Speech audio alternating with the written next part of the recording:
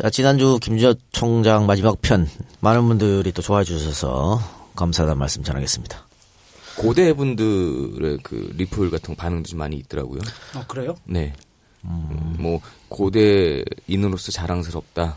뭐 그런 이야기도 알려줘서 고맙다. 예전에도 한번 그랬었죠. 그때 심산 선생님 하셨을 때도. 성대? 네. 그래요. 예. 훌륭한 뭐 선배님들 두면 좋은 거죠. 물론 훌륭한 선배도 있고 나쁜 선배도 있고 뭐. 김정배도 뭐 그거 고대 출신이잖아 어쨌든. 이명박도 고대 출신인 거고. 뭐. 아 MB가 있구나. 뭐 그런 거지 뭐. 그래요. 어쨌든 많이 사랑해주셔서 감사하고. 우리가 그 목요일 날 녹음을 했는데 이제 토요일 날 민중총궐기대회 있었지 않습니까? 네. 있었는데 뭐 예상한 대로지 뭐. 예상한 대로인데 일단은 본질은 없어요 지금. 본질은 사라졌어. 본질은 그 10만 명이 넘는 사람들이 모여가지고 53개 단체가 함께 했고요. 일반 시민들까지 다 모였죠. 뭐 어쨌든 그 사람들이 모여가지고 뭘 주장했느냐가 본질 아니야. 왜 이 겨울날 이 추운 겨울날 왜 모였어? 전국에서 그 많은 사람들이. 그러니까 그걸 따져야 되는 거지. 왜 이 사람들이 모였어? 이 사람들이 하고자 하는 말이 뭘까? 시위라는 목적은 내 주장을 알리는 거 아니야. 메시지가 들어갔어야 되죠. 그러니까 그런데 지금 그게 없어요. 이 사람들이 왜 데모를 했냐는 없어졌고 폭력 시위냐 강경 진압이냐 이것만 지금 남아있는 상태입니다. 이런 거 봤을 때는 우리 경찰이나 정부가 저 또 폭력 시위를 조장한 측면이 있는 거지. 얘들은 이걸 바라는 거야. 이렇게 해서 본질이 사라지게 하도록 물타기를 하는 거죠. 그래서 정말 종편하고 보수 언론이 그렇게 쓰니까 지금 뭐 본질은 싹 사라져버리고 토요일날 하고 월요일날 조선일보를 보니까 뭐 무법천지 뭐 이런 것들 술판 이런 것만 잔뜩 써 있더라고. 뭐 이석기를 석방하라 구호까지 나왔다 이러면서 이 사람들 도대체 뭐 하는 사람들이야. 근데 이석기를 석방하라라고 하는 사람들이라든가 술판 벌인 사람들인가 몇 명이나 있겠어요 그거. 에? 10만 명 중에 몇 명 있겠어. 이석기 석방하라 외친 사람이. 근데 그거를 전체 10만 명이 다 그런 것처럼 매도를 해버렸으니까. 근데 그것도 문제. 이석기 석방하라 그거 왜 들고 나와 거기에 이석기 석방하라를. 그리고 술판도 마찬가지입니다. 술판 본 사람 있어. 있겠지. 예전에 민주노총 막 할 때도. 아니, 전농에서 올라오면 술 많이 먹어. 뒤로 가면 다 술 먹어. 짜증나더라고. 술 먹으러 왔어? 시위하러? 그런 거는 나무부터 다 화내잖아. 그러니까 거기 같이 이제 시위하는 나머지 예를 들어 10만 명이었다 칩시다. 지금 경찰 추사는 7만 명이고 집회 추사는 13만 명이니까 중간쯤 합시다. 10만 명. 10만 명 중에서 나머지 99,990명을 모욕하는 짓거리 아니야 그 짓거리는. 그러니까 이런 거는 우리 시위에 참여하는 분들도 욕하는 거라니까. 근데 그거를 마치 전체가 그런 것처럼 그렇게 호도하는 짓거리를 선동이지. 그걸 이제 조중동 또 종편에서 하고 있으니까 너무 그 안타깝고요. 종편이나 경찰 쪽이나 이렇게 주장하는 거는 일반 시민들에게는 물대포를 날리지 않았다라고 얘기합니다. 이 새끼들아 내가 맞고 왔어 내가. 제가요 어디서 했었냐면 그 소라 모양의 뿔이 있어요. 청계광장에 가면 거기에 민주노총이 있었고요. 저는 일부러 일반 시민들이 구경하려고 이렇게 모여있는 데가 있더라고요. 그 위에 계단 이제 거기는 일반 시민들이에요. 시위대가 아니에요. 시위 적조로 하시는 분도 아닌데 거기 있는데 갑자기 물대포를 그걸 훅 날리는 거야. 너는 이미 일반 시민이 아니요. 아니 얘를 어떻게 알아? 아니 제가 무슨 거기 데모를 하러 갔거나 뭐 파이프로 들고 간 것도 아니었고요. 짬 났으니까 잠깐 들려서 아유 어떻게 하고 있나 좀 보려고 갔다가 실제로 제가 거기 있을 때 앰뷸런스 못 들어오게 진입이 잘 안 됐어요. 아니 난 기가 막히는 게 일반 시민하고 전문 대목군하고 어떻게 구분해? 아니 그러니까 맞박에 붙이고 다니나? 나는 일반 시민, 나는 전문 대목군. 전문 시위꾼이라고 붙여놓고 그지라. 전문 시위꾼 있기는 어버이연합. 그치. 아, 그쪽이 프로구나. 그 전문 시위꾼이지. 돈 받고 하면 전문 시위꾼이지. 그치, 프로지 그 사람들은. 그러니까. 근데 이 사람들 비하면 안 되고요. 사실은 이거 차벽 설치 안 하면은 이렇게 좀 충돌도 없을 거라고 봐요. 왜 세월호 일주기 2차 추모대회 때 차벽을 한 번 없앴거든 경찰이. 네. 충돌 없었어 그날. 그러니까 이분들이 광화문 광장에서 시위하고 싶다 하잖아. 예. 해줘 그럼 하게. 너 사건 반장에서 날라다녔다는 그런 제보가 계속 들어왔어요. 이거 해주게 하면 되는데 야 우리나라 법이 어떻게 돼 있냐면요. 일단 헌법 21조 1항 집회 시위 출판 결사의 자유가 보장돼 있잖아. 있습니다. 네. 그리고 이것은 허가가 아니야. 할게요 하면 해야 되는 거야. 무조건 해야 돼. 법으로 그렇게 돼 있어. 허가를 내주는 게 아니고. 그런데 이제 뭐 내가 내일부터 하고 싶은데 다른 사람이 여기 신고했어. 그럼 이제 못하는 거지. 사전 신고를 그렇죠. 해버린 경우가 있죠. 그럼 못하는 건데 그래갖고 삼성에서 지들이 먼저 하고 막 하잖아. 그래서 삼성 본관 앞에서는 못하죠. 이거는 그래 광화문광장 하겠다고 해주면 되는데 왜 지들이 경찰이 뭔 법으로 맘냐고 헌법에서 해주라 그랬는데. 근데 걔들이 이제 어쨌든 법이 있어야 될 거 아니야. 그래서 들고 온 게 서울시 조례예요. 서울시 조례는 광화문광장에서 못하게 돼 있거든. 그러면 상위법에 더 준해야 되는 거 아니에요? 조례가 씨발 중요한 거야? 헌법이 중요한 거야? 이 씨발 이거 기본 상식 아니야? 아니 조례를 바꿔야지 그럼. 서울시 편 존나 안 들다 이럴 때면 또 서울시 얘기를 또 존나 갖다 쓰네. 그래 서울 좋다 그래. 서울시 조례가 있다 그래서 서울시장이 서울시에서 못하게 해달라고 경찰에 요청하면 할 수도 있어. 그렇지. 근데 왜 경찰 지들이 뭔데 서울시 조례 거기 있다고 해서 지금 쑥 들어가냐고 지들이 뭔데. 그러니까 이게 말이 안 되는 거예요. 경찰은 그래. 아니 광화문 광장을 그렇게 하지 않으면 또 청와대로 진출할 수도 있다. 왜냐면 청와대 진출하겠다는 얘기를 하고 이제 모였으니까. 그래서 사실은 뭐 그날 박 대통령도 없었는데 뭐 청와대 좀 가면 어때? 어쨌든 그랬는데 만약에 청와대로 진출할 것 같으면은 그때 막아도 돼. 그때 차벽으로 막아도 된다고. 길을 자체를. 처음에 이 사람들이 얘기했던 거는 광화문 가서 얘기를 하겠다는 게 딱 거기까지잖아요. 근데 그걸 못하게 했으니까 이제 충돌이 발생했거든. 근데 시위란 거 보니까 10만 명 정도 모였으면요. 당연히 군중 심리가 생기기 마련이고 내가 하고 싶은 말을 하러 먼 곳에서 왔는데 이걸 차벽으로 막았다. 그러면 당연히 그 차벽을 끌어내리고 싶은 게 사람 심정이야. 그러니까 그리고 이번에는 그 물대포가 생기면서 뒤로 좀 밀리는 것도 있는데 원래 그렇게 집회 많이 나가면요. 맨 앞에 있으면 뒤에서 밀면요. 앞에서는 부딪힐 수밖에 없습니다. 그건 어쩔 수 없는 건데 그렇기 때문에 나는 경찰이 이걸 방조하고 조장했다. 일부러 트러블 나게. 일부러 트러블 나게. 순서가 뻔하잖아. 자 이렇게 조장해가지고 폭력 시위가 있었다. 언론에서 때려. 그 장면만 계속 내보내. 그래서 이걸 새누리당이 받아가지고 지금 막 얘기하잖아. 무슨 마스크법을 만드는다는 둥, 미국 같았으면 총으로 쐈다는 둥. 김진태는 또 헛소리하고 앉았고. 그 미친, 아유.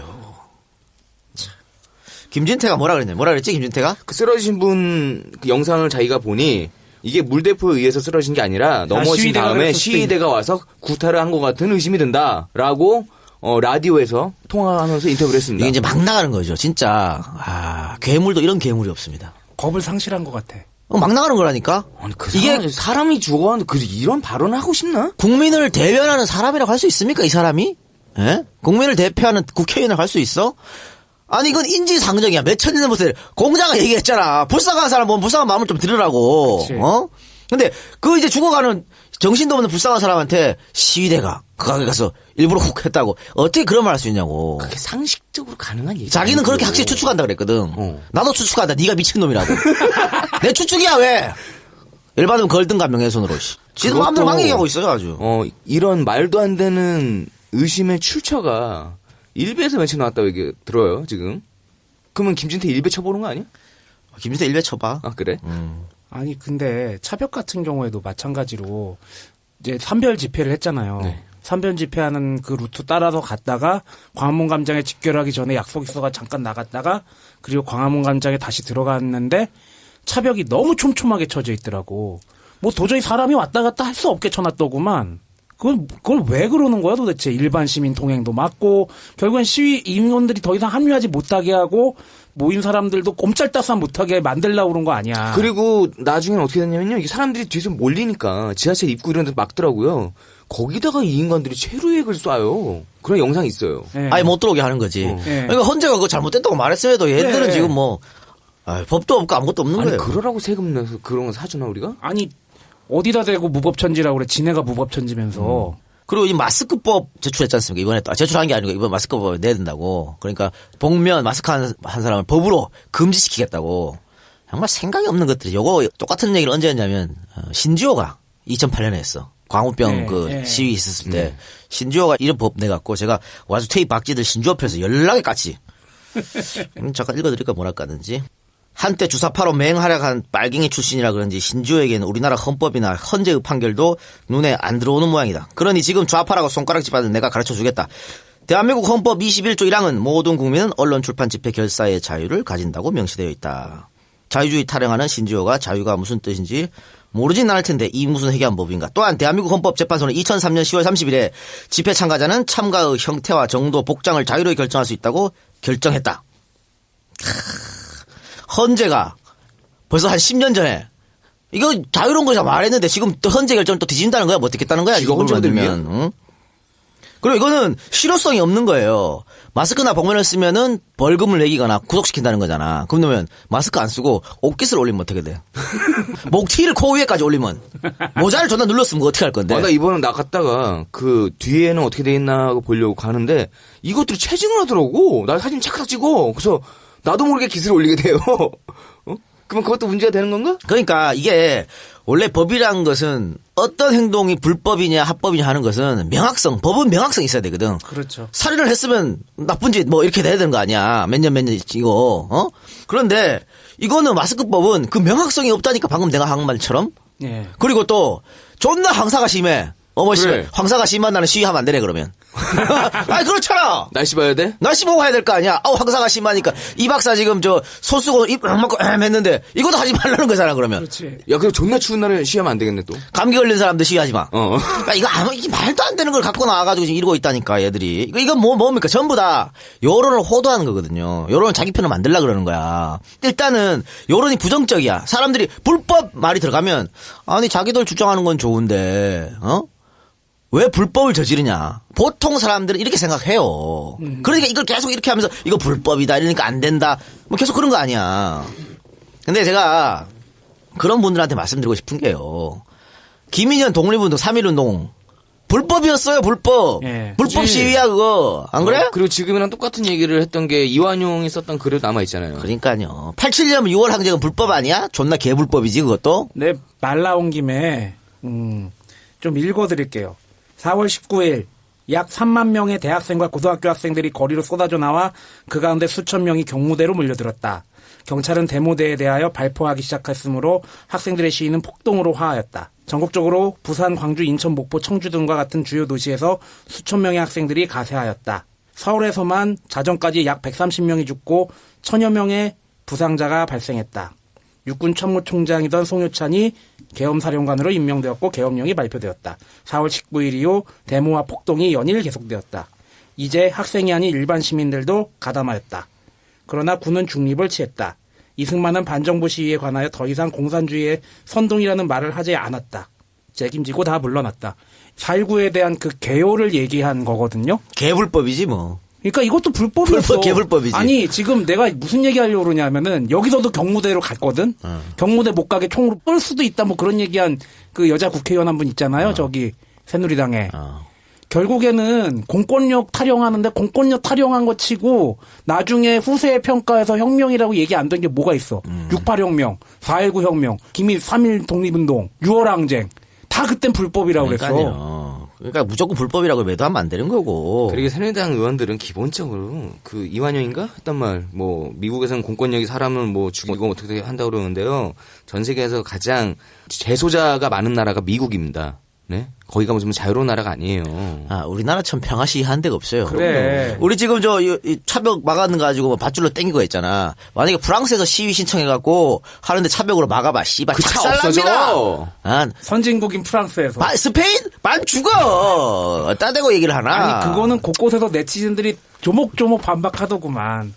그러니까 누가 먼저 불법을 저지른지 생각해보라고. 그럼 뭐 어떤 분들은 내가 또 이렇게 얘기하면 아니 그때 이승만 정부랑 일제시대랑 지금이랑 똑같냐고. 똑같아요. 뭐가 달라? 박근혜가 지 마음대로 막 하는데 지금 법도 없이. 똑같아. 뭐가 달라요 뭐가. 아니 그리고 지금 이완용 얘기 나온 김에 이완영이야 이완용이야. 똑같은 생각을 하고. 이름도 비슷하게. 예. 미국에서 뭐 총으로 쏴도 뭐 80~90%는 뭐 합법이라고 판결을 난다고 그랬잖아요.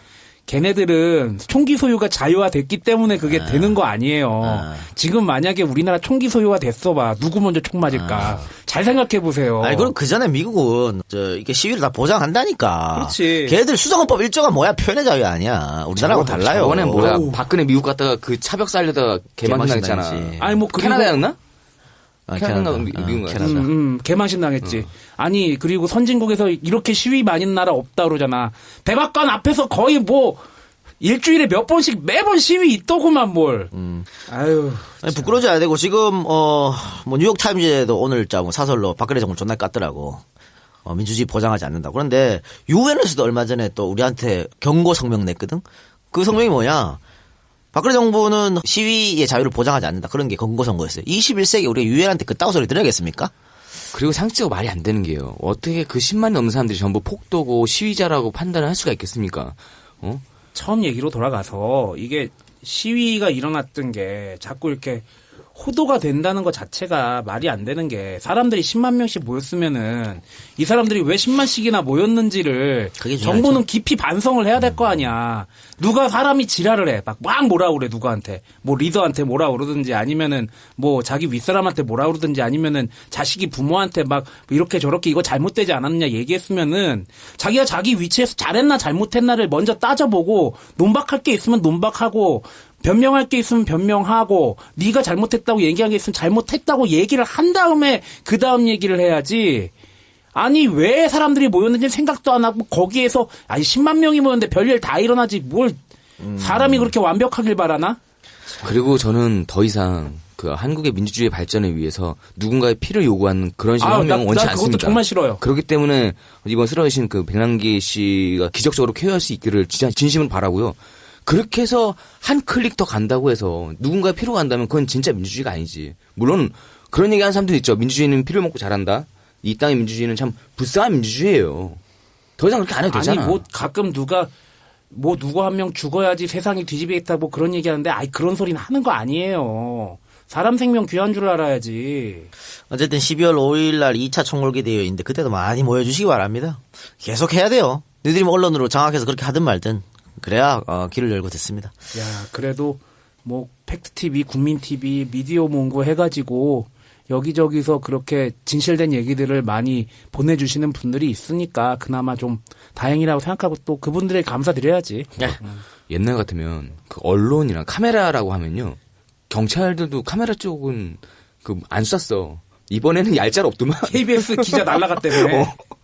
아니 근데 뭐도 없는 거야. 이 말도 나온 김에 KBS, MBC 좀 생각해봐야 될 게 광주 민주화 운동 때 왜 MBC부터 불탔는지 좀 잘 좀 생각해봐야 될 것 같아요. 아무리 뭐 먹고 사는 게 힘들고 쉽지 않고마다 그렇지만 그렇게까지 호도해서 되나? 난 그런 생각이 들더라고. 알겠습니다. 자, 그럼 다음 시사 얘기해봅시다. 지금 새정치민주연합이 또 내분에 휩싸였어요. 그 집은 언제 잠잠해지냐? 이제는 사실 전 별로 말하기도 싫어. 그러니까 제가 늘 얘기했잖아요. 재신임 전국에서 그 들어가면 총선, 대선 계속 흔든다고 그렇게 말을 했는데도 그냥 덮어가지고 또 이런 일이 벌어났는데 이번에는 어쨌든 문안박연대를 문재인 대표가 제시를 했죠. 제안했죠. 이것도 뭐 역시 흔들기에 못 당해갖고 제시한 거 아니야. 이게 이제 뭐 지난번에 갤럽 조사에서 5%가 나왔다. 그러니까 이제 비주류에서 이제 사퇴해라. 호남에서 5% 나왔다. 5% 나왔으니까 이랬는데 이번에 또 해보니까 리얼미터 조사에는 20% 넘었잖아요. 그래서 아무 말 못하니까 쑥 들어갔어 그게. 자, 뭐 17명인가 7명인가 모여가지고 뭐 성명 발표한다고 쑥 들어갔는데 그러니까 이렇게 계속 흔들어대니까 또 이제 제안한 게 문안박연대입니다. 그러니까 새정치민주연합 대권 후보 3명 가장 유력한 대권 후보 3명에서 힘을 합쳐서 총선을 치르자. 이렇게 됐는데 여기에서 박원순 시장은 오케이 했고 안철수 전 대표는 아직 확답을 내리지 않은 상태입니다. 원래 거꾸로 돼야 되지 않냐? 박원순 시장은 현직에 있고. 그렇지. 어떻게 보면 그렇지. 이쪽은 국회의원이니까. 그러면 더 빨리 판단해주고. 안철수 같으면요. 지금 같은 경우에 이런 제안에 또 뭔가 뒤에 뭐가 있어 자꾸 의심하는 거야. 의심해서 이제 못 받는 거고. 사실은 이 제안에 대해서 지금 비주류 사이에서 내용이거든요. 그러니까 비주류 중에서도 호남. 박지원 같으면 문안박 3명 다 영남 사람들인데 아이 거참 영남 패권주의 야 왜 우리 호남만 쏙 빼 이렇게 되거든. 그래가지고 그렇게 해놓으니까 또 영남 패권주의가 되는구나. 그렇잖아. 그래서 야 새누리당 위에만 있는 게 아니라 호남을 또 무시하느냐. 그것도 이 발언을 문 대표가 저 호남에 가서 했거든. 그러니까 천정배가 서울에서 뭐 할 때 뭐 신당 만든다고 뭐 할 때 그래서 이거 노골적으로 천정배 김백이 아니야 이런 식으로 또 반발하고 또 무슨 지금 그 주류 측에서 송영길을 천정배한테 꼽는다는 말이 있어요. 아이고야. 그 너무한 거 아니야. 또 이렇게 해서 지금 뭐 박지원이 뭐 탈당을 시사한다 그랬는데 그 사람 할 수 있는 건 시사밖에 없지. 그치. 탈당은 못하고 시사밖에 없고 또 이런 문제에 대해서 사실은 어떻게 보면 몰라 문 대표가 이것을 무슨 정치적 계산으로 했는지 안 했는지 모르지만요. 정치적 계산으로 했다면 반은 성공이고 반은 실패예요. 일단 자 던졌잖아. 던지면서 뭘 얘기했냐면 당대표 권한을 나눠줄 수도 있다 그랬단 말이야. 근데 박원순 시장이 당대표 권한을 어떻게 나눠먹나? 못 나눠먹어요. 이건 선거법 위반이야. 현직 있잖아. 그러니까 박원순 시장 할 수 있는 게 아무것도 없어. 다만 정서적인 결합만. 그거밖에 안 되는 거야. 네. 그러면 안철수 의원은 이제 나눈다는 것밖에 안 되잖아. 근데 안철수 의원은 지금까지 뭐 다 제안할 때가 다 안 한다 했잖아. 그렇지. 근데 고난 나눠준다는데 오케이 하면 지금까지 안철수가 했던 게 다 거짓말 되는 거야. 진정성이 사라지는 거야. 그럼 이번엔 받지도 못하는 그 안철수는 받지도 못하고 안 받지도 못하고 안 받으면 너 그거 도대체 뭘 하는 거야 이렇게 되거든. 그러니까 안철수로는 뭐 어떻게 할 수가 없어 지금 이 제안에 대해서. 그런 것 때문에 정치적으로 제안했다면 성공인데 반대로 이렇게 호남이 반발할 거를 생각을 못했다면 이건 패착이죠. 네. 그러니까 최고위원회에서 조승영 의원부터 벌써 반발한 거 아니야? 박지원 의원 반발하고. 그러니까 어쨌든 조승영, 박지원은 호남의 맹주들인데 이거 사람을 또 다 쳐내면 골치 아파진다고. 그러니까 그런 걸 봤을 때는 또 패착이고 일단 반반 이런 거거든요. 근데 어쨌든 문 대표의 제안을 좀 성의 있게 본다면은 지금 너무 분열돼 있으니까 3명의 어떤 대권 후보들이 모여가지고 총선 한번 잘 치러보자는 얘기잖아. 그리고 어쨌든 문 대표는 총선 공천에 관여하지 않는다 그랬으니까 그러면 이 3사람이 모여가지고 정해진 공천 룰에 따라서 움직이면 되는 거 아니에요. 근데 이게 쉽지만 않을 것 같다. 그러면 이게 만약에 아웃되면 문안박 연대가 사실 난 마지막 제안이라고 보는데 이게 아웃되면 뭐 어떻게 하자는 건지. 이제 뭐 남았어 그러면? 칼춤밖에 더 남았어. 근데 문 대표 스타일상 칼춤을 못 추니까. 근데 또 문 대표가 물러나진 않아요. 본인이 여러 차례 계속 간다고 얘기했고 또 이번에 강성 발언도 했더라고. 대표 흔들기는 공천권 보장이라고 확 공격해버렸지. 그게 또 주성이 반발한 거고. 그러니까 이렇게 되면 계속 그냥 이렇게 시끄러운 채로 간다. 공천 때까지. 그러면 누구 좋아? 새누리만 좋은 거지 뭐. 그렇지. 아니 지금 국민들은 이 늦가을에 물대포 맞고 사람 쓰러지고 다치고 있는데 지금 야당은 이거 가지고 싸우고 있으니 이게 말이 됩니까? 그러니까요. 그래서 제가 늘 얘기했지만 예전 안철수 신당이 성공 못할 거라고 했잖아요. 그래서 이제 민주당 들어올 거라고 합쳤잖아. 근데 합쳤는데 지금 또 나오거든. 안철수 탈당 문제가. 아우 뭐 이렇게 넣었다 뺐다가 많아. 안철수는 탈당 못해요. 탈당하면 자기 정책이 끝날 수도 있고 또 제가 늘 얘기했습니다. 천정배도 신당 만들면 안 된다고. 자기 한석 건지기도 힘들 것이라고 제가 몇 번 얘기했지 않습니까? 이번에 천정배 신당 만들어서 그 모인 사람들 몇 명을 봐봐. 누가 모였어? 이름 있는 사람 하나도 없어. 선수가 없잖아. 겨우 있는 거 다 떨거지들. 전 국회의원, 전 뭐뭐 다. 이제 갈 데 없어가지고 찌꺼기 나온 사람들은 모인 거야. 김두관 이런 애들.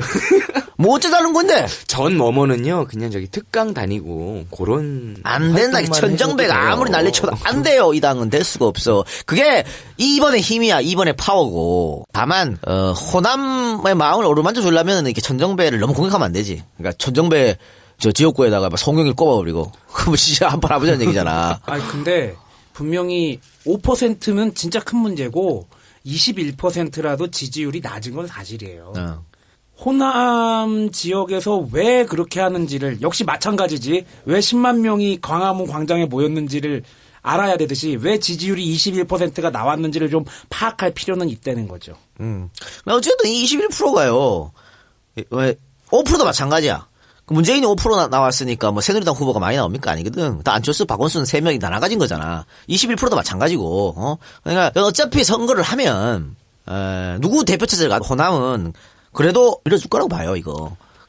그렇다고 해서 호남이 뭐 문재인 꼴 보기 싫어가지고 다들 뭐 기권하겠어요? 그렇지. 그거를 이제 호도하는 그룹이 있다는 것이지. 그래서 이걸 자꾸 드시는 거지. 호남에서 지금 뭐 이 박사 얘기한 대로 뭐 지지율이 얼마가 나오고 하는 건요. 그만큼 호남 분들은 현실 정치에 적극적으로 자기 의견을 반영을 합니다. 그러니까 그거를 고려해서 충분히 유동적이에요. 저쪽 뭐 경상도 쪽이 아니에요. 아니 그래서 나는 궁금한 게 호남 분들이 원하는 게 선명 야당을 원하는 거야? 아니면 좀 화합해가지고 잘 가라는 걸 요구하는 거야? 아니면은 호남 좀 챙겨달라는 걸 요구하는 거야? 아니 호남 챙겨달라면 그런 건 아닌 것 같아요. 지금까지 호남의 정치적 색채를 봐서는 챙겨달라는 아니고 이제 호남에 있는 소위 말하는 리더들이 이야기하는 것이죠. 지금 일반 호남 분들은 그냥 이겨달라는 거야 새누리에. 그렇지. 근데 그걸 못 하고 있으니까 여러 가지 문제점으로 인해서 그래서 문재인 가지고는 약하다. 그럼 안철수는 아니거든. 2등 계속 박원순이 하고 있으니까. 그리고 5%짜리 여론조사에서는 1등 박원순이었으니까 네. 문재인의 대항마로 생각하는 거예요. 문재인이 약하다는 것이지. 뭐 그런 의미가 있지. 어쨌든 호남의 일부 세력에는 문재인 비토가 있긴 있다. 그건 뭐 사실이고 그걸 뭐 문 대표가 극복해야 되는 것이죠. 그리고 이제 이 문안박 연대에서 새누리당이 또 엄청 비판했더라고. 뭘로 비판했어요? 뭐 지들끼리 나눠 먹기라는 둥 뭐 어쩌고 저쩌고 뭐 개파 나눠 먹기라는 둥 무슨 박원순은 서울시장인데 어떻게 들어가냐 뭐 만약 현직 서울시장이 그렇게 하면 선거법 위반 철저히 조사해가지고 용납하지 않겠다는 둥. 니들 선거법 위반이나 좀 니네 대통령이나 좀 철저히 조사해라. 그러니까 여기에 딱 어울리는 속담이 뭐죠? 네가 하면 불륜, 내가 하면 로맨스 그건가? 뭐 코트 입고 그다음 뭐 똥 묻은 개가 뭐 겨 묻은 개 뭐락한다. 그러니까 지네 대통령부터 똥 묻은 지네 대통령부터 얘기를 하지 왜 남의 당 얘기를 하고 지랄이야? 그래서 뭐 이것은 좀 지켜봅시다 어떻게 될지. 박원순, 안철수, 문재인 요 연대는 어떻게 될지 좀 지켜보도록 하고요. 한 가지 좀 아쉬운 거는 안철수 의원이 아니다 됐다 씨발. 자 그리고 당명 변경 한번 얘기해 볼까요? 예. 지금 새정치민주연합에서 당명 변경에 대한 이야기가 슬슬 나오고 있습니다. 네. 나오고 있는데 이것은 뭐 손혜원 위원장이 홍보위원장이 적극적으로 얘기한 거죠. 이건 꽤 오래됐어. 손혜원 그렇죠. 위원장 들어오고 나서부터 당명 변경 얘기했는데 지금 있는 이름으로는 당 정체성을 갖다가 표현할 수 없다. 아니 당 정체성도 그렇고 일단 어렵잖아 이름이. 길어. 길고 새정년이냐 새민년이냐 그거 약칭 하나 잘못했다고 욕 먹기도 하고. 뭐 어려워. 그러니까 처음부터 들어오자마자 이름 바꾸자 그랬는데 이게 이제 지금까지 쭉 안 된 이유. 그러니까 모든 사람들이 지금 다 거의 반대하거든. 여론조사 민주당 또 대파 나도 지금 민주당이라고 하잖아. 새정치민주연합 당원들 상대로 여론조사 해봐요. 거의가 다 바꾸자 그래. 그런데 왜 이걸 못 바꾸고 있냐? 이름에 상징성이 있잖아. 어차피 저 민주당으로는 못한다며 또. 민주당은 못해. 그거 누가 들고 갔어? 아니 이게 이름에 상징성이 있잖아. 안철수와 민주당, 안철수의 새정치와 민주당이 합쳐져서 새정치민주연합 아니었어? 그래서 안철수 때문에 안 되는 거예요 지금. 그래. 만약에 이게 이름이 바뀌면 그 상징성에서 새정치라는 말이 빠지게 되면은 안철수가 입을 정치적 타격이라든지 그게 굉장히 크다. 그래서 새정치민주당으로 바꾸자는 얘기가 많아. 어쨌든 민주는 들어가야겠다. 새정치는 들어가야겠다. 그래. 새정치 들어가야지. 그래서 새정치민주당으로 바뀌자는데 새정치민주연합이나 새정치민주당이나 씨발 뭐가 달라? 새정치민주당은 뭐 말하기 좋아? 말하기 편해? 아유. 그러면 세자는 다 좀 뺐으면 좋겠다. 그러니까 그래서 이제 전병헌 의원이 좀 안철수 의원이랑 통화를 했대요. 뭐라고? 좀 양해 좀 구해달라고. 구해달라 했는데 안철수 의원이 하는 말이 아니 그 속 알맹이가 중요하지. 간판이 중요하냐? 간판이 뭐가 중요하냐? 바꾸면 뭐하냐 이러는데. 그 말은 누구나 다 할 줄 알지. 그래, 간판이라도 바꾸자고. 말은 그렇게 하지만. 이 말만 안철수 의원이 이 말만 들으면, 그러면, 안 바꾸겠다는 얘기야. 아리까리 한대요? 안 바꾸겠다는 얘기야. 그냥. 냅둬라. 소갈림이 바뀌는 게 쉽나? 그러면 우리나라 선진국 됐지 벌써? 그치. 쉽지 않아요. 안 되는 거 뻔히 알면서 이렇게 말하는 거거든. 근데 저는 안철수 의원만 오케이 해주면 이건 아무런 문제가 없어.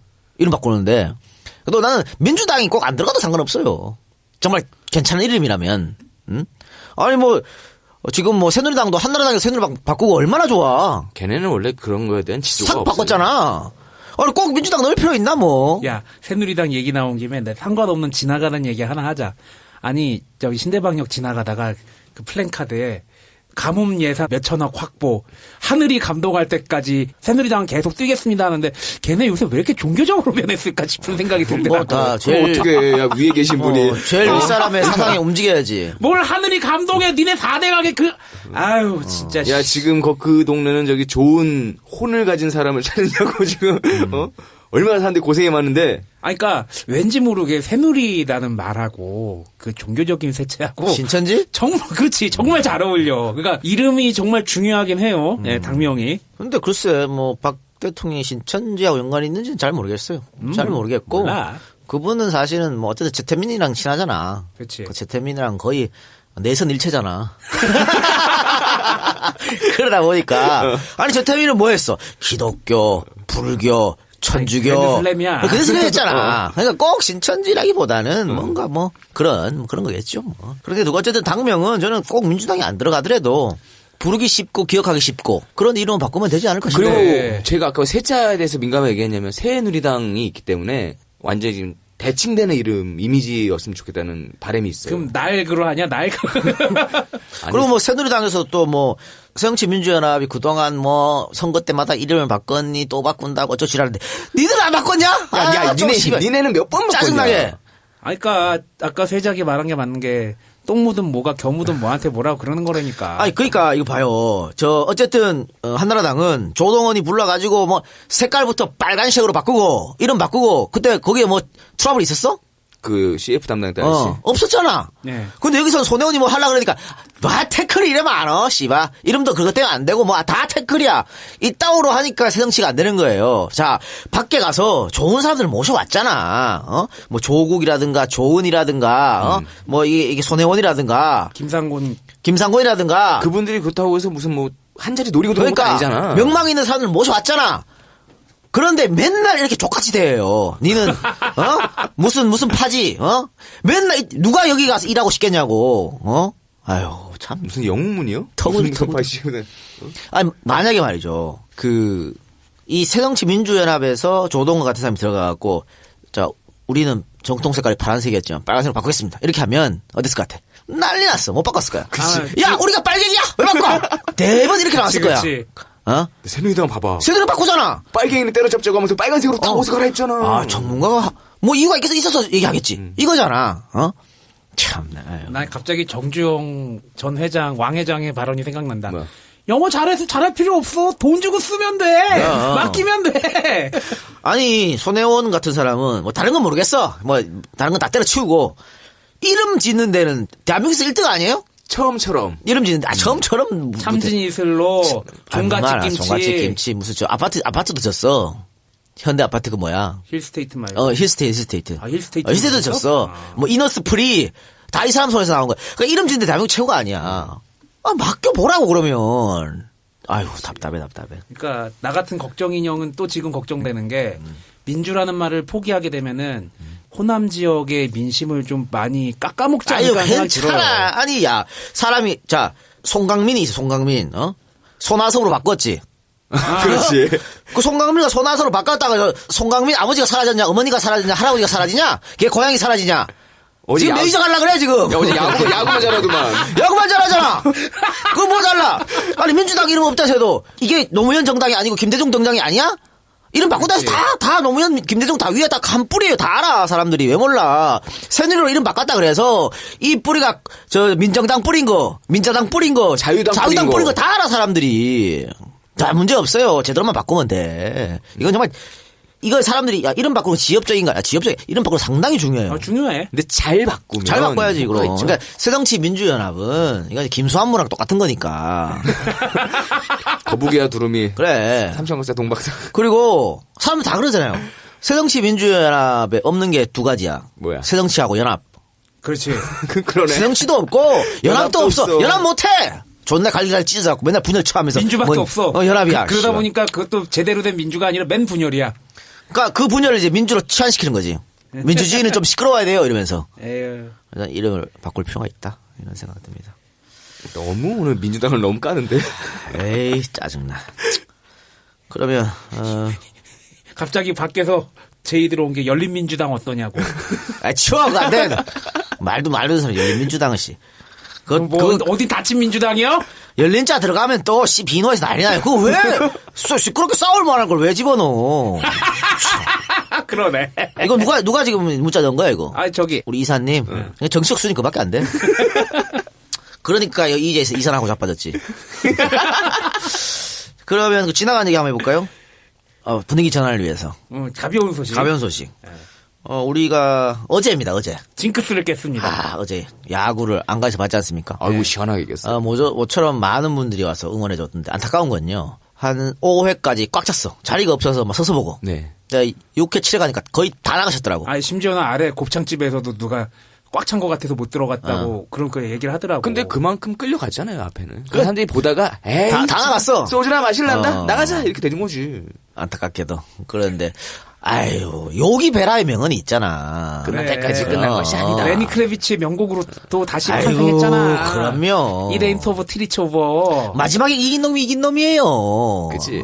그러니까 좀 안타까운데 어쨌든 그분들이 다 같이 봐서 즐거웠을 텐데 어제 정말 안가에는 난리가 났었다. 야, 안경현의 명언이 생각난다. 우리 뭐 고등학교 선배기도 하지만 야구는 오래 이길 필요 없다. 마지막에만 이기면 된다. 그건 다 똑같아요. 그러니까 인생은 다 같이 적용되는 건데. 중간에도 공부 존나 잘하면 뭐해. 사회에서 돈 잘 버는 놈이 최고야. 네. 이 박사가 이렇게 연애 못한다고 저렇게 막 다녀도 뭐해. 나중에 정말로 이쁘고 막 그런 미스코리아급이랑 결혼해버리면 얘가 위너 아니야. 야, 결혼 자체는 이미 루즈를 전제로 깔고 가는 거야. 그러니까 빨리 결혼해. 그래서 어제 어쨌든 좋은 경기 봤다. 오랜만에. 또 우리가 계속 졌지만 중요한 경기에서 한일전은 이길 것이다. 이 안가에 독립운동가들 기운이 서려있기 때문에. 마지막에 탁 이렇게 역전시키는. 근데 좀 어쨌든 일본은 안타깝게 됐네요. 안 됐어. 예전에도 말을 한번 그렇게 뉴욕 양키스가 있는 선수 이치로가 한마디 했다가 그때도 아마 우리가 이겼죠? 앞으로 30년 동안 네. 그거? 그 발언은 이제 뭐 오해가 있던데. 기자들이 좀 어역한 게 있어. 하여튼 우리나라 기레기들, 아우. 일본어를 모르는 번역을 하지 마, 이 새끼들아. 하는 그런 게 있는데, 어쨌든, 거만 떨면 다 당하게 돼 있다, 이런 거고. 근데 오타니는 아주 겸손하더라고. 아주 겸손했어, 오타니는. 근데, 정말, 미친놈이더만, 그놈은. 야, 정말 대단한 놈이더라고. 무슨 만화에 나오는. 진짜로. 네. 그래서 8회, 한 해만 더 던졌으면 우리가 과연 9회 역전할 수 있을까 이런 생각이 들었어요. 근데 7회에 내렸더라고, 다행스럽게 내렸는데. 뭐 어쨌든 이겼으면 됐지 뭐. 아니, 다른 투수들도, 오타니가 신급의 투수라면 다른 투수들은 뭐 한 보살급 되는 투수들이었어요. 돼요. 다 기본 150km 넘어가고. 아유, 그럼. 어유, 진짜. 전하고 좋고 포크볼 잘 던지고. 그걸 쳤다는 게 문제지, 우리나라 선수들이. 아니, 저 마지막 투수 올라오는데 걔도 39세이브 올리는 애야. 네. 아이고, 대단한 애들이에요. 근데 그 대단한 애들을 무너뜨렸다는 거. 또 이겼다는 거. 네, 역시. 전체적인 수준은 우리가 떨어지죠, 야구는. 근데 최고 레벨인 있는 애들은 비슷비슷해요. 그러니까 차이점은 이거지. 우리는 요런 팀을 하나밖에 못 만들잖아. 옛날에 우리 청룡 백호 축구팀 만들었듯이. 막 만들어. 일본은 요런 비슷한 거 네 팀을 만들 수 네 팀 정도는 만들 수 있어. 그런 차이점은 있는데. 그건 뭐 어차피 뒤에 베이스가 다르니까. 예.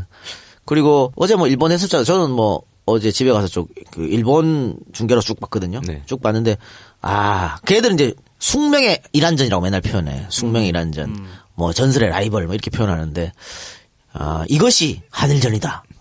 뭐 그렇게 표현하면서 역시 한국 사람들은 끈질기는데 우리가 그걸 좀 간과했다 이런 얘기 하더라고. 어쨌든 이겨서 기분 좋습니다. 예. 다음에 또 뭐 이런 한일전이 있으면은 뭐 다른 종목도 있잖아요. 축구도 있을 거고요. 역시 운동 경기, 스포츠 경기는 같이 모여서 봐야지 재밌어요. 그리고 한일전 그래도 제일 재밌는 건 축구하고 야구야. 그치? 축구하고 야구가 제일 재밌어. 야구가 제일 재밌지. 제일 재미없는 건 마라톤. 그럼 뭐 딴 거 없죠? 있습니까? 딴 거 없으면은 지나가는 걸로 오랜만에 욕 처방을 한번 해봅시다. 야. 그 사라져버린 전설의 욕 처방을 다시 지금 하려는 거예요? 네, 욕 처방을 원하시는 분들이 많았는데 우리가 그만둔 건 뭐 세월호 문제도 있었고 해서 그만뒀습니다만은 또 많은 분들도 기다리시더라고요. 가끔가다 저한테 해달라고 메일을 보내신 분이 가끔 계셨는데. 오늘 보내신 분은 사연이 마음에 들었나 보지? 마음에 드는 게 아니죠. 안타까워서 여기라도 한 사발 해드리고 싶어서. 뭐가 앞뒤가 안 맞잖아. 정신 차리라고. 욕 듣고. 자, 이번 실명은 밝힐 수가 없고 아세렐라님 줄여서 아세님으로 합시다. 아세님, 아세님께서 보내주신 메일입니다. 이건 뭐 요거를 뭐 어떤 형태로 해야 되는 거야? 그래요. 뭐 이렇게 보내셨는데 제가 답장을 정답을 알고 있으면서 내한테 왜 물어봐요? 이렇게 보냈는데 욕 처방을 해달라 그래서 이 사연 듣고 어떻게 생각해요? 일단은 5, 6년 만에 때문에 5, 6년 헤어지세요. 그런데 자기가 더 좋아한대잖아. 그게 문제지. 그러니까 원래 이 연애에 있어서는요 더 좋아하는 사람이 약자거든. 아니요, 저는 좀 다른 의견인데요. 이거는 사랑하는 게 아닙니다. 두 가지죠. 하나는 나쁜 남자 컴플렉스 같은 거에 그런 게 좀 있을 수도 있고요. 또 하나는 여러 번 반복된 걸 통해서 그 굴레에서 그 몸에 굳은 살이 배긴 거예요. 몸이 기억하는 거죠. 그 이 상황을. 그러니까 이성적으로 판단을 아무리 하려고 해도 또 오면 또 받고 또 오면 또 받고가 머릿속에서 해결이 안 되는 거예요. 연예계는 세상이 제일 잘 알아요. 그러니까 또 세상이 말하는 한 두 가지 그런 것도 있고 여성이다 보니까 아무래도 5, 6년 만났다는 그 세월의 아까움 그런 것도 있을 거야.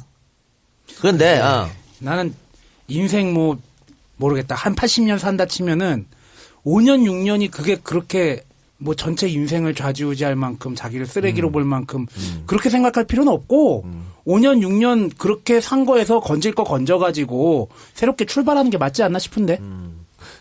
집이라고 생각을 해볼게요. 내가 살고 있는 집인데 가끔은 곰팡이가 피고 화장실 변기 똥물이 역류하고 그런 상황에서 그것을 가장 먼저 잘 알고 있는 사람은 본인이에요. 그리고 그거를 빨리 벗어날 수 있는 것도 본인이죠. 결국에는 여기서 벗어나는 게 그동안 투자했던 시간과 돈, 뭐 에너지 여러 가지 잃는다 생각하지 마시고요. 더 좋은 환경으로 이사를 가기 위해서 깔끔하게 벗어나셔야 됩니다. 지금 안 그러면 이런 일이 또 반복 안 되라는 법이 없어요. 그리고 앞으로는 남자를 만날 때 이 남자하고 나와의 관계에서 어떤 기대감을 갖고 만나지 마세요. 핸드폰 바꾸시고요. SNS 계정 다 탈퇴했다 다시 가입하시고요. 나중에. 그리고 블로그 같은 거 다 하지 마세요. 네. 그렇지. 얘랑 연관이 되는 건 다 없애버려야 돼. 다 없애버려야 돼. 전화번호 바꾸고 또 아까 얘기했지만 뭐 그 사람하고 동종업계 일하는 사람이 알려줬다 했잖아. 그런 사람들하고 다 인연 끊어버려야 돼. 한 1년만 인연 끊으세요. 그래 인연 끊고 아예 연락하잖아요. 안 만나지. 안 그러면 또 연락 오면 또 흔들려. 그러니까 5, 6년이라는 게 무서운 거예요. 그게 소위 말하는 응정 아니야. 그 무서운 응정. 정이 있네. 정이 있어. 자, 욕처방 부탁드리겠습니다. 본인이 그렇게 얘기했으니까 이 미친년 앞에 헤어져. 끝이에요? 오랜만에 하니까 잘 안 돼. 욕처방이 안 돼. 안 쓰던 스킬이라서 잘 안 돼. 하여튼 이분 정답은 아마 본인이 제일 잘 알고 있을 겁니다. 그러니까. 야, 근데 빨리 나오세요, 빨라. 이 작가가 답장 보내줬으면은 나름 마음 많이 쓴 거예요. 내가 이 미친년아 내가 안타까워서 보냈다 이 쌍년아. 아니 정신 좀 차려. 얘는 앞으로 얘랑 결혼해도 집에 안 바뀌어요. 틈나면 외박하고 핸드폰 꺼놓고 잠수 타고 씨발 다른 년 만나고 그런 새끼야. 네 인생 조진다. 내가 오빠 같아서 한다. 친오빠 같아서 말하는데 아유 미친년아. 사람의 습관은 20살이 지나면서 헤어져. 교정이 되는 척을 하는 거지 교정이 되거나 인생이 바뀌진 않습니다. 그럼. 힘들면 하지 말아야지. 그 명언이 있잖아요. 이 폭력, 폭언, 바람, 도박 요거는요. 한 번 하는 새끼하고 영원히 안 하는 새끼밖에 존재하지 않아. 그렇지. 0과 1이지. 그렇지. 0과 1이야. 나 이번에 마지막이야. 그런 거 없어. 또 하게 돼 있어. 김주아가 왜 처맞고 살았는데. 맨날 때려와서 그 다음날 잘못해서 빌고 잘해주고. 그러다 또 용서해주고. 그 다음에 또 때리고. 그렇게 된 거 아니야. 강용석이가 바람을 한 번만 폈을까요? 뭐야. 이 새끼야. 오늘 안 한다며, 강용석. 한 번만 폈겠지, 뭐, 내 같아야. 그럼 뭐. 몰라. 그러니까, 절대, 이건 고쳐지지 않습니다. 고쳐지지 않으니까. 마음을 단단히 먹고 아까 이 박사가 조언해준 대로 그 사람과 관계 있는 건 아예 그냥 연락 못하게끔 다 끊어버리세요. 사진도 몽짱 불태워버리시고. 네. 그리고 그 잃어버린 5, 6년이 아쉬운 시간이 아니라고 본인한테 계속 위로를 해주세요. 집 자물쇠도 바꾸세요. 네. 그러니까 물론 압니다. 어렵다는 거. 그 사람을 잊는다는 게 어렵다는 거 너무 잘합니다. 잘하는데 그럼 어떻게 할 겁니까? 그리고 이게 많은 분들이 그래도 이 사람하고 헤어지면 어떤 사람 만날까 걱정 많이 하는데 많아요. 존나 많아요. 존나 널렸어. 자갈이야 자갈. 존나 많아. 진짜로. 그치. 시선을 바꾸면 아이고 많아요. 해운대 모래밭에 모래알 만큼 아이고 많아. 아니 진짜로. 아니 현대차 보내고 벤츠 타. 그럼 되는 거 아니에요? 그것도 현대차가 맨날 말썽 이르는 차 아니야 지금. 그러니까. 비세고 에어백 안 터지고 이런 건 버려야 돼 그냥. 버려야지. 버리고 다음번 차 살 때 고사 딱 지나가지고 깔끔하게 가란 말이지. 그렇지. 가능합니다. 가능해요. 가능합니다. 예. 가능하니까 하루빨리 자기 인생을 위해서 새 출발하시기 바랍니다. 우리가 인생에 얼만큼의 선배인지 모르겠지만 다 한 번씩은 그런 암울한 시기를 겪습니다. 아이고 그럼요. 족 같은 년도 만나보고요. 그렇죠. 아이 나쁜 상년 생각나네 또.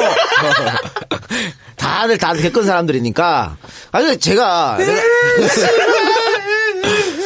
내가 우리끼리 술만 먹으면 하는 얘기가 그거잖아. 내가 지금 갖고 있는 이 생각으로 20대로 돌아가면 존나 잘 살 거야. 아유 그런 생각할 시간에 지금 좋은 사람 그러니까 많아요. 우리가 얘기해 주잖아. 네. 우리 겪어서 봤으니까 지금 얘기해 주잖아요. 잊어버려. 아무것도 아니야 이거. 5년? 시간 지나면 다 부질없어요. 그러면 뒤지려고 한 새끼도 있어 그것 때문에. 잊지가 않지. 안 죽어요 사람 무슨 그렇겠지. 그러니까 즐겨. 생각보다. 즐겨. 네가 그 얘기하니까 되게 웃기다. 그러니까. 왜 나는 씨발 살면서 맨날 조용히 해, 이 행복했을 거 아니야? 새끼야. 그러니까 세상한테 당한 여자들 지금 다 잘 살고 잘 살고 있어요. 그러니까 이 씨발 마무리 왜 그러가? 새 출발하시기 바랍니다. 우리 이 박사님 어때요? 관심 있으면 안 가러 오시기 바랍니다. 제가 소개해드리겠습니다. 타입은 안 좋아할 거야 아마. 모르시면 어떻게 알아. 네. 자, 그러면 전화 말씀 듣고 본격적으로 오늘은 예고해드린 대로 전달 특집이니까 시작하도록 하겠습니다. 저희가 일부러 그러려고 그런 건 아닌데 보니까는 지난 11월 13일이 전태일 열사 그 사망 45주기더라고요. 그래서 그 한국노총 측에서 거기 갔다가 또 꺼지라는 소리 들었지. 지들이 어디다 대고 거기 얼굴을 들이미나? 한국노총에 왔다가 쫓겨났어? 쫓겨났지. 지금 정부하고 걔 말도 안 되는 그걸 해놓고는 말이야. 그래서 쫓겨난 적이 있었는데 어쨌든 뭐 사실 전태일 열사는 그 전태일 열사의 분신으로 인해서 우리 사회가 정말 많이 바뀌었죠. 노동에 대한 생각 자체가 바뀌어버렸으니까. 아까 이 박사가 사람 한 명 죽어서 바뀌는 건 이제 하면 안 된다 그랬는데 전태일 열사는 정말 그렇게 세상을 바꿨습니다. 예. 박종철 열사도 마찬가지인 것이죠. 그렇죠. 이한열 열사도 그렇고. 그렇죠. 근데 그게 자꾸 반복이 되면 안 된다는 거지. 그럼요. 그러지 않고도 바꿀 수 있죠. 우리는. 투표란 좋은 제도가 있잖아요. 네. 자, 이 박사 전태일 하면 생각나는 건 뭡니까? 일단은 홍경인 씨. 홍경인이 아름다운 청년 전태일이라는 영화에서 주인공을 했었죠. 예. 어떻게 보면은 거의 전성기가 아니었을까. 홍경인, 연기자 홍경인의 거의 전성기가 아니었을까 생각이 들고. 근데 그게 언제 나왔지? 그게 김영삼 정부 때 나온 거 아닌가? 예, 꽤 된 영화예요. 꽤 오래된 영화예요. 그리고 뭐 그 영화 촬영 장면을 한밤의 TV연예인가? 거기에서 뭐 실시간으로 보여줬던 기억도 나고. 나는 전태일 열사 하면 제일 생각이 나는 게 그런 말씀 하시잖아요. 내 주변에 뭐 대학생 친구가 좀 있었으면은. 한 명이라도 있으면 좋겠다. 예. 그런 말씀 하셨던 것도 생각이 나고. 그 전까지는 아마 전태일 열사 이후에는 대학생들이 관심을 가졌는데 그 전까지는 좀 노동 문제는 조금 유리가 되어 있었어요. 관심도 없었고요. 그러니까 이 노동자들은 다 못 배운 사람들, 힘없는 사람들만 이랬으니까. 어떻게 보면 지금 금수저, 흑수저 이론하고 뭐 어떻게 그래요. 연결이 될 수도 있고. 그리고 저는 또 한 분 기억나는 게 조영래 변호사. 종래 변호사가 전태일 특집을 평전을 썼죠. 네. 네. 우리는 전태일 특집을 방송을 하고 있는 거고. 오늘 사실 방송 내용에는 그 조영래 변호사가 쓴 전태일 평전하고 전태일 열사가 직접 쓴 전태일 수기. 네. 그리고 각종 신문 기사. 또 이소선 열사의 인터뷰라든가 이소선 열사가 쓴 글들 뭐 이런 것들 취합해서 자료를 갖고 왔다면 이런 말씀드리겠습니다. 언제였더라? 이소선 어머님과 그 민가협이라고 그러죠? 예. 그 민주화 운동했다가 희생당하신 분들의 가족들의 그 연합이 있잖아요. 이소선 어머님에 대한 영화도 한 번 있었을 거예요. 예. 세작은 전태일. 네, 이거랑 비슷한 내용. 이거는 소설이 아니라 실제로 있었던 일이고요. 200년 전에 산업혁명이 막 태동되던 시기에 영국에서 지금 같은 상황과 아주 이 열악한 노동 환경을 그렸던 소설이 있습니다. 찰스 디킨스의 올리버 트위스트라는 영화화도 됐고요. 소설도 있고요. 그 안에서 묘사되고 있던 아주 처참한 그런 환경들이 우리나라에서는 소설이 아닌 현실로 존재를 했던 거죠.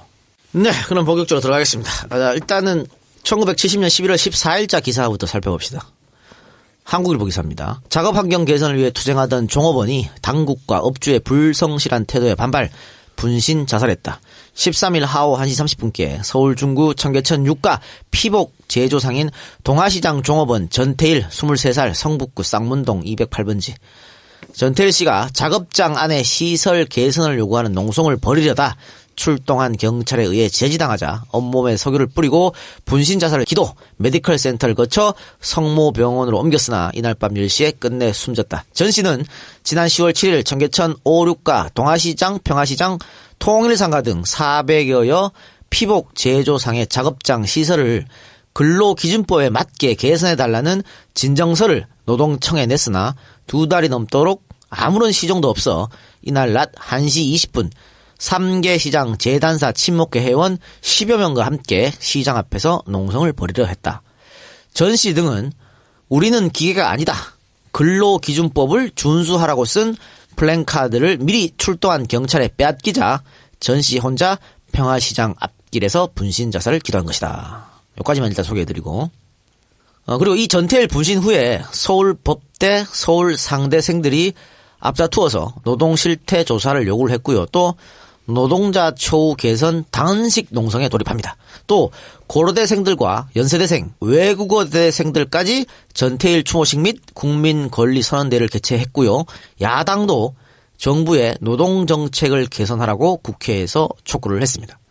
이에 이승택 노동청장은 전태일 분신 3일 만에 전태일의 시신이 안치된 병원으로 찾아와서 근로기준법 준수, 근로자들의 노조 결성을 적극 지지하겠다고 약속했습니다. 당시 야당의 대통령 후보였던 김대중도 성명을 발표했는데 그 성명 내용을 잠깐 살펴봅시다. 전태일 군의 분신 사건은 일개 피복 직장의 노동 조건에 대한 반항이 아니라 실로 현 정권의 반근로자적 노동 정책에 대한 항의입니다. 정부는 차제에 전국 근로자의 노동 실체를 전면적으로 파악해서 노동자의 정당한 지위 확립에 획기적 조치를 강구하기를 촉구합니다. 현 정부는 건설이라는 미명하에 국가의 엄연한 실정법인 근로기준법의 준수에 전혀 관심을 두지 않고 노동자들의 근로조건 개선 요구를 외면 이 법을 사실상 사문화시켜버렸습니다. 평화시장의 피복공 같은 인간 이하의 작업 환경과 보수 속에서 신음하고 있는 노동자들은 전국 도처에 무수히 존재합니다. 건강하고 적정한 수입의 노동자 존재는 그들 자신만의 이익이 되는 것이 아니라 국가 경제의 안전한 발전의 기초가 되며 반공의 중요한 요건이 되는 것입니다. 아, 역시 대중형. 이거를 1970년에 말한 거예요. 건강하고 적정한 수입의 노동자 존재는 그들 자신만의 이익이 아니라 국가 경제와 반공에 기초한다. 이렇게 그치. 성명을 하나 써도 사람들이 봤을 때 명문이라고 얘기할 수 있는데 지금 우리가 모시는 분은 아유, 그분 야 누가 모셔? 아 우리 지금 계시는 분 있잖아. 난 모신 적 없어. 아, 그분은 그런 표현 좋아한대요. 그러니까 그 양반은 말을 하면 앞뒤가 이게 뭐 뒤집혀요. 사실 지금 얘기하고 있잖아요. 낙수 효과는 이제 아웃됐다. 그 분배의 문제다. 지금 미국에서 샌더스하고 막 주장하는 거 아니에요. 네. 그 주장을 김대중은 1970년에 한 거야. 야 요번에 그 청년 실업수당 30만 원씩 주는 거 있잖아요. 그거 가지고 뭐 포퓰리즘 어쩌고 반박하면서 그딴 소리 하더라고. 새누리당 대변인이란 양반이. 물고기를 갖다 주지 말고 물고기 잡는 법을 가르쳐야 되지 않냐 어쩌고 하면서 그거 결국 물고기 잡을 환경을 만들라는 얘기 뭐 그렇죠. 만들어야 되지 않냐면서 그렇게 얘기하는데 그게 환경이 니들이 만들었던 환경이 되냐고. 최탈화법인 거죠. 어쨌든 이 전태일 분신이 우리 사회에 엄청난 충격을 가져뒀습니다. 그러니까 일단 대학생들부터 났잖아요. 이래서는 안 된다. 그리고 야당도 앞장섰고 이게 노동청장이 직접 찾아갔다는 거. 아니 지금 우리 저 농민이 시위하다가 쓰러졌는데도 경찰도 책임 없다고 그러고 여당은 나몰라라 하고 자빠졌는데 박정희 정권보다도 못하네 이 정권은. 진짜 그러네. 아이고. 참나. 야 여당 대표나 아니면 경찰청장은 뭐 저기 가해자니까 그렇다 치고 여당 대표나 뭐 저기 농민 관련된 단체 그 정부 수장 누가 간 사람 없지. 뭘 가기는. 야, 그래 이봐 여기는 박정희 정권의 노동청장이 찾아가가지고 앞으로 근로기준법 준수하게 만들겠다. 아 노조결성 우리가 지지하겠다. 오케이, 지지하겠다. 아 쇼든 뭐든 이런 것도 하잖아. 아빠 때는 아빠보다 못한 사람이네. 참나. 아이고야 내 세상 살다 박정희보다 못한 대통령 처음 봤네. 이승만 이후로. 아 전두환도 있네. 있네 니 많이. 뽕 똑같다 씨발. 그래요. 전두환이 더 나빠 박정희가 더 나빠. 그걸 어떻게 비교를 하지? 야, 계량이 안 되는데? 야, 그때도 한 건 둘 다 똑같잖아. 야, 이건 똥이 더러워, 오줌이 더러워랑 비슷한 거 같은데? 똥 대 똥인데, 종류가 있어요, 똥 종류가. 그런 거야. 그런 얘기하지 말자. 그래도 전두환은 장기 집권을 안 했다. 7년 단임. 얘는 18년을 했고.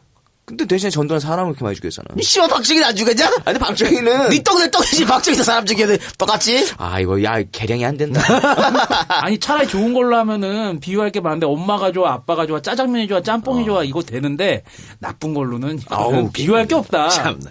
그래요. 어쨌든 이 전태일 분신이라는 충격 사건은 우리 노동자들이 처한 최악의 작업 환경 이거를 돌아보는 계기를 만들었고요. 국민의 인권, 노동자들의 인격, 사람답게 살아야 하는 권리, 그러니까 이런 천부 인권을 새삼 떠오르겠습니다. 우리한테는 그런 인권이 있는데 그전에는 뭐 없었던 거고. 아니 사실 또 법도 있었잖아. 법도 있었지만 그냥 대중형 말처럼 사문화 됐었던 그런 법이었으니까요. 자, 모든 언론들은 이 사건을 계기로 자성의 목소리를 냈으면서 정부의 대책을 촉구했고요. 노동자들은 스스로가 노동조합을 결성하는 등 자신들의 목소리를 내기 시작했습니다. 노동청이 노동부로 승격된 것도 전태일의 분신이 원인이었습니다.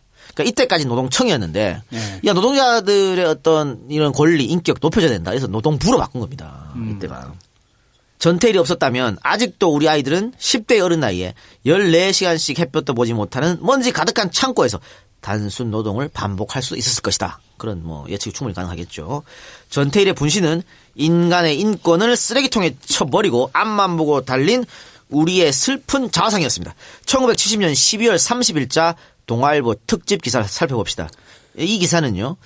1970년 12월 30일에 썼으니까 1970년 그 1년을 돌아보는 특집 기사입니다. 그렇죠. 예. 제목은 근대화의 벅찬 발돋움 그 응달엔 숱한 생채기가였습니다. 모진 시련의 한 해였다. 근대화의 하이웨이에 아로 새겨진 숱한 생채기들. 그 불균형을 다스릴 처방을 숙제로 제기하면서 1970년 이른바 대망의 70년대 그 첫 해도 이제 저물었다. 공업단지의 굴뚝에서 치솟는 연기, 하늘과 버금하려는 고층의 빌딩과 아파트들, 그리고 시속 100km의 고속도로. 벅찬 발걸음은 그 어느 때보다 눈부셨으나 미처 그 발걸음을 따르지 못한 응달엔 그만큼 깊은 생채기들이 얼룩졌다. 인천 제철 용광로 사고와 허물어진 와우 아파트, 추풍령 고속버스 사고 등등. 그것은 바로 거기 대응하는 참사들이었다.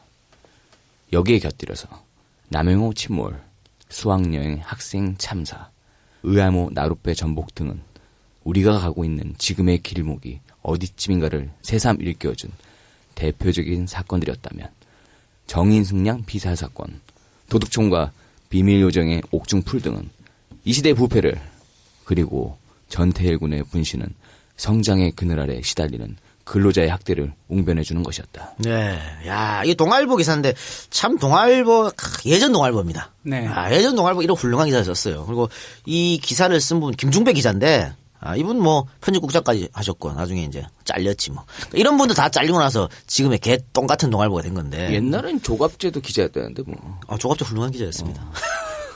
그래 어쨌든. 근데 여기에서 네.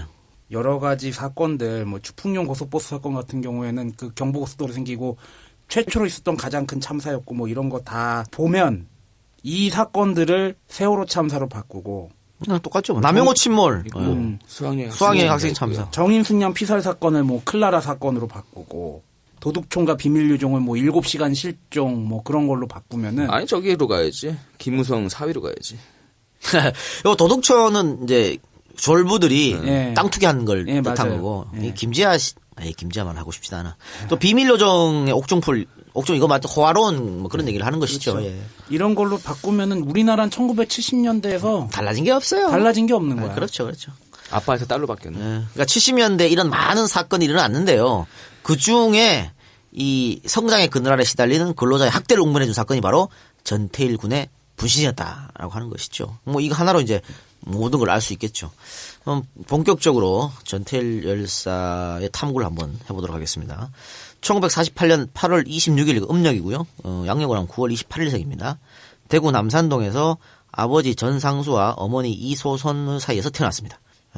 일단 어머니 이야기를 좀 합시다. 뭐 전태일 열사 이야기하면 어머니를 빼놓고 말할 수 없으니까. 네, 그렇죠. 사실은 전태일보다 더 위대한 사람이 어머니라고 볼 수 있겠죠. 그렇죠. 자, 어머니 이소선은 1929년 경북 달성군 성서면 감천리에서 3남매 중 막내로 태어났는데요. 4살 되던 해에 아버지가 사망했습니다. 왜 사망했냐? 이소선의 부친 이성조는 소장농이었는데 소장료를 내리는 투쟁을 벌이다가 순사에게 잡혀갔고 다시는 집으로 돌아오지 못했습니다. 총살당했다 그러는데요. 아버지 때부터 쭉 이렇게 방골기질이 있는 것이죠. 고난의 역사를 그렇습니다. 했습니다. 이후 모친은 달성군 다사면 박곡리로 가서 자신보다 20살 연상의 남자와 다시 결혼했습니다. 그러니까 이소선의 어머니를 얘기하는 겁니다. 네. 그러니까 재가를 한 거죠. 20살 연상의 사람과. 새 아버지는 정씨였는데요. 이 박곡리가 바로 정씨 집성촌이었습니다. 이곳에서 성을 이씨로 쓰는 사람은 이소선이 유일했습니다. 그래서 이소선은 동네 아이들로부터 늘 놀림과 따돌림을 받았다고 합니다. 그래서 견디다 못한 이소선은 정씨 문중에 항의하기까지 이릅니다. 문중 어른들은 회의를 열어가지고 무슨 성을 가졌는지는 중요하지 않다. 차별을 한 정씨들의 잘못이다. 성이 다르다고 어린 네가 상처를 받았다면 너에게 사과할 일이다. 문중 회의를 통해서 집집마다 알릴 것이다. 네가 이씨라고 놀리거나 차별하지 말라고 마을 사람들에게 단단히 주의를 줄 것이다. 라고 했고요. 이후 거짓말처럼 차별은 없었다고 합니다. 이 일을 겪은 후 이소선은 한 가지 다짐을 했습니다. 내는 이제부터 무슨 일이 있어도 사람을 차별하지 않을 기다. 인자부터 내가 세상에서 가장 싫어하는 사람은 사람을 차별하는 사람이다. 차별하는 사람은 가만두지 않을 기다. 그러니까 뭐 이소선 여사가 사실 뭐 배운 것도 없고 아들 그렇게 떠나보내고 했었지 않습니까? 근데 아들 떠나보내고 정말 강력한 투쟁의 대명사가 됩니다. 그렇죠. 그래 뭐 본인이 직접 뭐 수배도 받고 감옥도 가고 또 의가협 해가지고 또 회장 자리도 맡고 정말 민주화 운동의 대모 역할을 한 거죠. 대단하신 분이에요. 근데 이 다짐 이후로 정말로 사람을 차별하지 않았다고 할 수 있겠죠. 근데 이런 거 보면 아까 왜 그 정시 문중에서 문중 회의를 열어가지고 어린 이소선에게 미안하다 했다 그랬는데 문중도 대단한 문중도 거예요. 대단하네. 거기다가 다른 집에서 제가 한 며느리의 씨가 다른 딸인데도 걔가 차별받는다는 얘기 듣고 이렇게 달래주고 미안하다고 사과했다는 거는 배워라 좀. 이게 소통이지 뭐. 박 그치. 대통령 각하 이게 소통입니다. 소통 좀 합시다 우리 인간적으로. 물대포 쏘는 게 소통이 아니고. 자, 1945년 이소선은 그녀의 나이 17살 때 근로정신대로 끌려갔습니다. 이건 우리가 흔히 생각하는 정신대 위안부 아니고 노동자로 끌려가는 공장에서 일하는 근로정신대죠. 대구의 한 방직 공장에서 하루 14시간씩 매를 맞아가면서 일을 해야 했습니다. 이후 이 공장을 탈출했는데요. 이소선은 훗날 판자촌 철거, 행상 철거 같은 횡포를 보면 울분을 참지 못하고 동료들과 맞서 싸우다 유치장 신세를 여러 번 지기도 했습니다. 이러한 그녀의 확고한 신념은 아들 교육에서도 똑같이 적용되었는데요. 전태일의 분신 이후 친척들은 이 소선이 결국 지 아들을 죽였다 이렇게 말했을 정도였습니다. 그러니까 올바르게 가르친 거지 아들을. 그 어머니의 영향을 전태일 열사가 받아서 그런 행동을 한 거고. 사람 사는 기본 가치를 가르쳐 주신 거죠. 아주 뭐 어렵거나 뭐 새로 학습해야 되는 게 아니라 기본을 가르치신 거죠. 광복 이후 마을로 돌아온 이소선 여사는 2년 후 전태일의 아버지 전상수와 결혼합니다. 전상수는 1946년 대구 노동자 파업에 참여한 전력이 있었는데 이때 수많은 동료들이 체포되어 고문받고 경찰의 총에 맞아 숨지는 장면을 목격하면서 술에 의지해서 사는 시간이 많아졌었다고 합니다. 이후 아버지가 재봉틀을 사줘서 그것으로 집안에서 옷을 만들어 파는 가내수공업 봉제 노동자 일을 시작했습니다. 그러나 가내수공업은 잘 되지 않았고요. 책임감이 없던 전상수는 폭음과 폭력은 물론이고 가산을 탕진한 채 몇 달씩 집을 비우기가 일쑤였습니다. 빚독촉에 시달리던 전상수 가족은 1950년 5월 부산으로 건너가서 재기를 위한 몸부림을 칩니다. 미군들이 많이 거주했던 부산은 봉제 기술이 있었던 전상수를 다시 일어날 수 있게 하는 발판을 마련해줬습니다. 부산 범일동에 마당이 있는 양옥집을 사서 이사했을 정도였다고 합니다. 당시를 기억하고 있는 전태일의 이야기를 들어보겠습니다. 나의 어린 시절 맨 처음의 기억입니다. 우리나라의 맨 끝 항도 부산시 서면에서 살았습니다. 어느 동네였는지는 잘 모르지만 아마 우리 집은 꽤 높은 위치에 자리 잡고 있었습니다. 아래로 보이는 진흙길에는 미군들의 탱크며 트럭들이 다녔습니다. 저희 아버지는 근처 미군 부대에 양복 일을 하러 다니셨습니다. 6.25 전란 말기인지라 군인들이 부산에 운집했던 것 때문에 아버지는 양복일로 많은 흑자를 보셨습니다. 아버지 하시는 일은 미군 부대 안에 양복점을 차리고 미군들의 옷을 맞춰주시는 책임자였습니다. 저의 어린 기억에도 우리 집은 아주 큰 양옥집에 마당이 넓었습니다. 아버지께서는 일찍 퇴근을 하시기 때문에 우리 집은 언제나 화목한 그런 가정이 되었습니다. 이런 거 보면요. 돈이 최고냐고 하는데 어느 정도의 경제력은 행복을 받쳐줍니다. 그렇죠. 이때까지만 해도 전태일 집안이 너무 행복했거든. 그런데 이것들이 다 무너지면서 일단 아버지가 쓰러졌고 아버지가 쓰러지니까 어머니도 같이 쓰러지는 거고 다 뿔뿔이 가족이 흩어져 정말 엉망이 돼버린 거였어. 그리고 참 안타깝죠. 예. 그러니까 너무 돈에 욕심을 부리면 안 되겠지만 어느 정도의 삶이 좀 여유라 그럴까? 뭐 그 정도의 좀 경제를 갖춰야. 최소한의 삶이 그러니까 가정이라는 단위가 깨지지 않을 만큼의 최소한의 삶은 누구나 다 영위할 수 있어야 되는 게 그거마저 복지라고 지랄한다면 그건 미친 새끼들이고요. 그 하루에 8시간 정도 가장이 일을 하면은 가족들이 모여서 살 수 있는 집 하나 하고 밥 먹을 수 있는 여력만 있으면 되잖아. 네. 근데 우리나라는 지금 그게 되나? 안 되죠. 늘 그것도 모자라서 지금 하루에 8시간 일할 수 있는 그 이상 일할 수 있는 직장도 언제 쫓겨날지 모르는 상황이고. 가장 큰 게 그거지. 그러니까 애들이 이렇게 경쟁 교육에 너무 올리는 것도 사교육 막 시키고 좋은 대학 가려는 것도 결국은 좋은 직장 얻으려고 그런 거 아니야? 아니 그렇게 해가지고 결국은 좋은 직장 가는 사람 몇이나 되는. 그러니까 좋은 직장이 근데 없잖아 지금. 그리고 좋은 직장이란 것 자체가 거의 없는 거지. 그럼 나머지는 다 어디로 가란 말이야. 그게 문제지. 예. 계속 보겠습니다. 대구에서 부산으로 넘어와서 많은 돈을 번 전상수. 그러나 전상수 일가는 결국 망하고 다시 서울로 이사를 갈 수밖에 없었습니다. 어느 정도 돈을 번 전상수는 많은 빚을 땡겨서 염색 공장을 차리고 본격적으로 사업을 시작했는데요. 결국에 이것이 문제가 되었던 겁니다. 홍수로 염색 공장이 물에 잠겨서 원단이 다 상해버렸고요. 자재들은 전부 떠내려가 버렸던 겁니다. 전상수는 재기불능 상태에 빠졌습니다. 남은 것이라곤 빚과 알량한 봉제 기술뿐이었습니다. 전상수는 돈을 벌어 오겠다며 홀로 서울로 떠났고요. 남은 이소선 여사는 태일과 태삼, 순옥을 데리고 시댁에 들어갔다가 역시 서울로 상경했습니다. 그러나 당시는 농촌 빈민들의 서울 러쉬가 이루어질 때였습니다. 수많은 실업자들이 양산되었고요. 그들은 하나같이 일자리를 구하기 위해 혈안이 되어 있었습니다. 봉제 기술을 가지고 있다 하더라도 서울에서 알량한 그 기술로 번듯한 일자리를 구하는 것은 불가능했습니다. 무허가 판자촌에 살면서 이소선은 자식들의 배를 골지 않게 하기 위해서 동량을 다니러 가야 했을 정도였습니다. 거지지 뭐 한마디로 동량했으면. 직장을 못 구하니까 진짜 네. 그거라도 한 구걸이라도 하는 거지. 그러던 어느 날 전상수가 술에 잔뜩 취해 나타나서 이소선 여사에게 몇 달 뒤에 돌아와서 천막집이라도 살 테니까 뒤지지 말고 있어. 라는 말과 함께 돈 3,000원을 당시로서 큰 돈이네요. 네. 돈 3,000원을 쥐어주고서는 집을 다시 나가버렸습니다.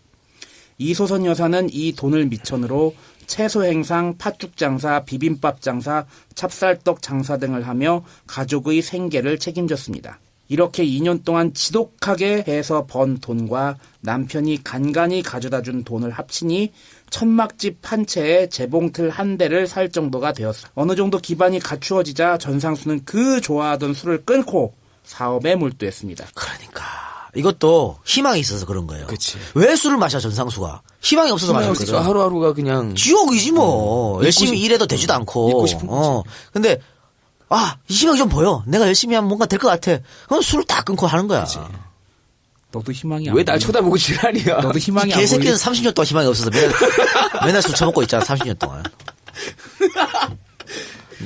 앞으로 남은 인생 30년도 술 처먹고 다닐 거야. 아니 근데 사람에게 기회가 주어진다는 게 이렇게 참 중요한 것 같아요. 그럼요. 네. 우리 사회에서 가장 문제점이 바로 이 패자 부활전이 없는 거예요. 그렇죠. 한 번 실패하면 일어설 수가 없어. 그게 가장 큰 문제죠. 원래 기술이 좋았던 전상수가 술까지 끊어가며 일에 매진하자 보세요. 주위의 평판이 좋아졌고 일거리가 전상수 일가에게 몰려들었습니다. 1년이 채 지나지 않았을 때 남대문 시장에 있던 대도백화점 2층에 점포를 열어서 밑으로 미싱사까지 두고 사업을 확장해 나갔습니다. 이 사장님이 되신 거네. 예. 이때쯤 전태일도 남대문 초등공민학교에 2학년으로 편입해서 정상적인 생활을 영위해 나갈 수 있었습니다. 그러니까 그 전까지는 학교 갈 나이가 됐는데 돈이 없어 못 갔는데 그렇죠. 늦게 들어가서 2학년으로 들어간 거야. 그렇죠. 육성회비 내라 뭐 내라 뭐 그때 아니 집에서 먹고 살 게 아예 없는 동양했는데 뭐 그러니까 어떻게 가. 그때 뭐 그리고 의무교육 그런 게 있었겠어요 뭐. 그러나 또 역적조사네. 그러나 불행의 여신은 다시 집안에 들이닥칩니다. 아버지는 브로커를 통해 모 고등학교의 체육복 수천 벌을 수주할 수 있었습니다. 브로커에 어느 정도 비용만 지불하면 큰 돈을 벌 수 있는 기회가 온 것이죠. 커미션만 주면 되는 거죠. 그렇죠. 전상수는 다시 여러 곳에 손을 빌려서 자금을 끌어와서 무사히 체육복을 납품할 수 있었습니다.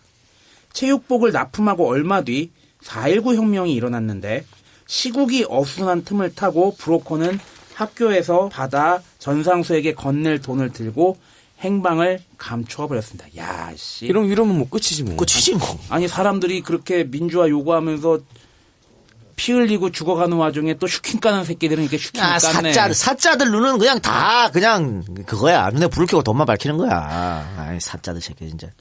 한마디로 사기 맞은 거죠. 다시 빈털터리가 된 충격에서 헤어나오지 못했고 술독에 빠지는 생활을 하기 시작합니다. 이해갑니다, 이해가. 예. 저도 그랬어요.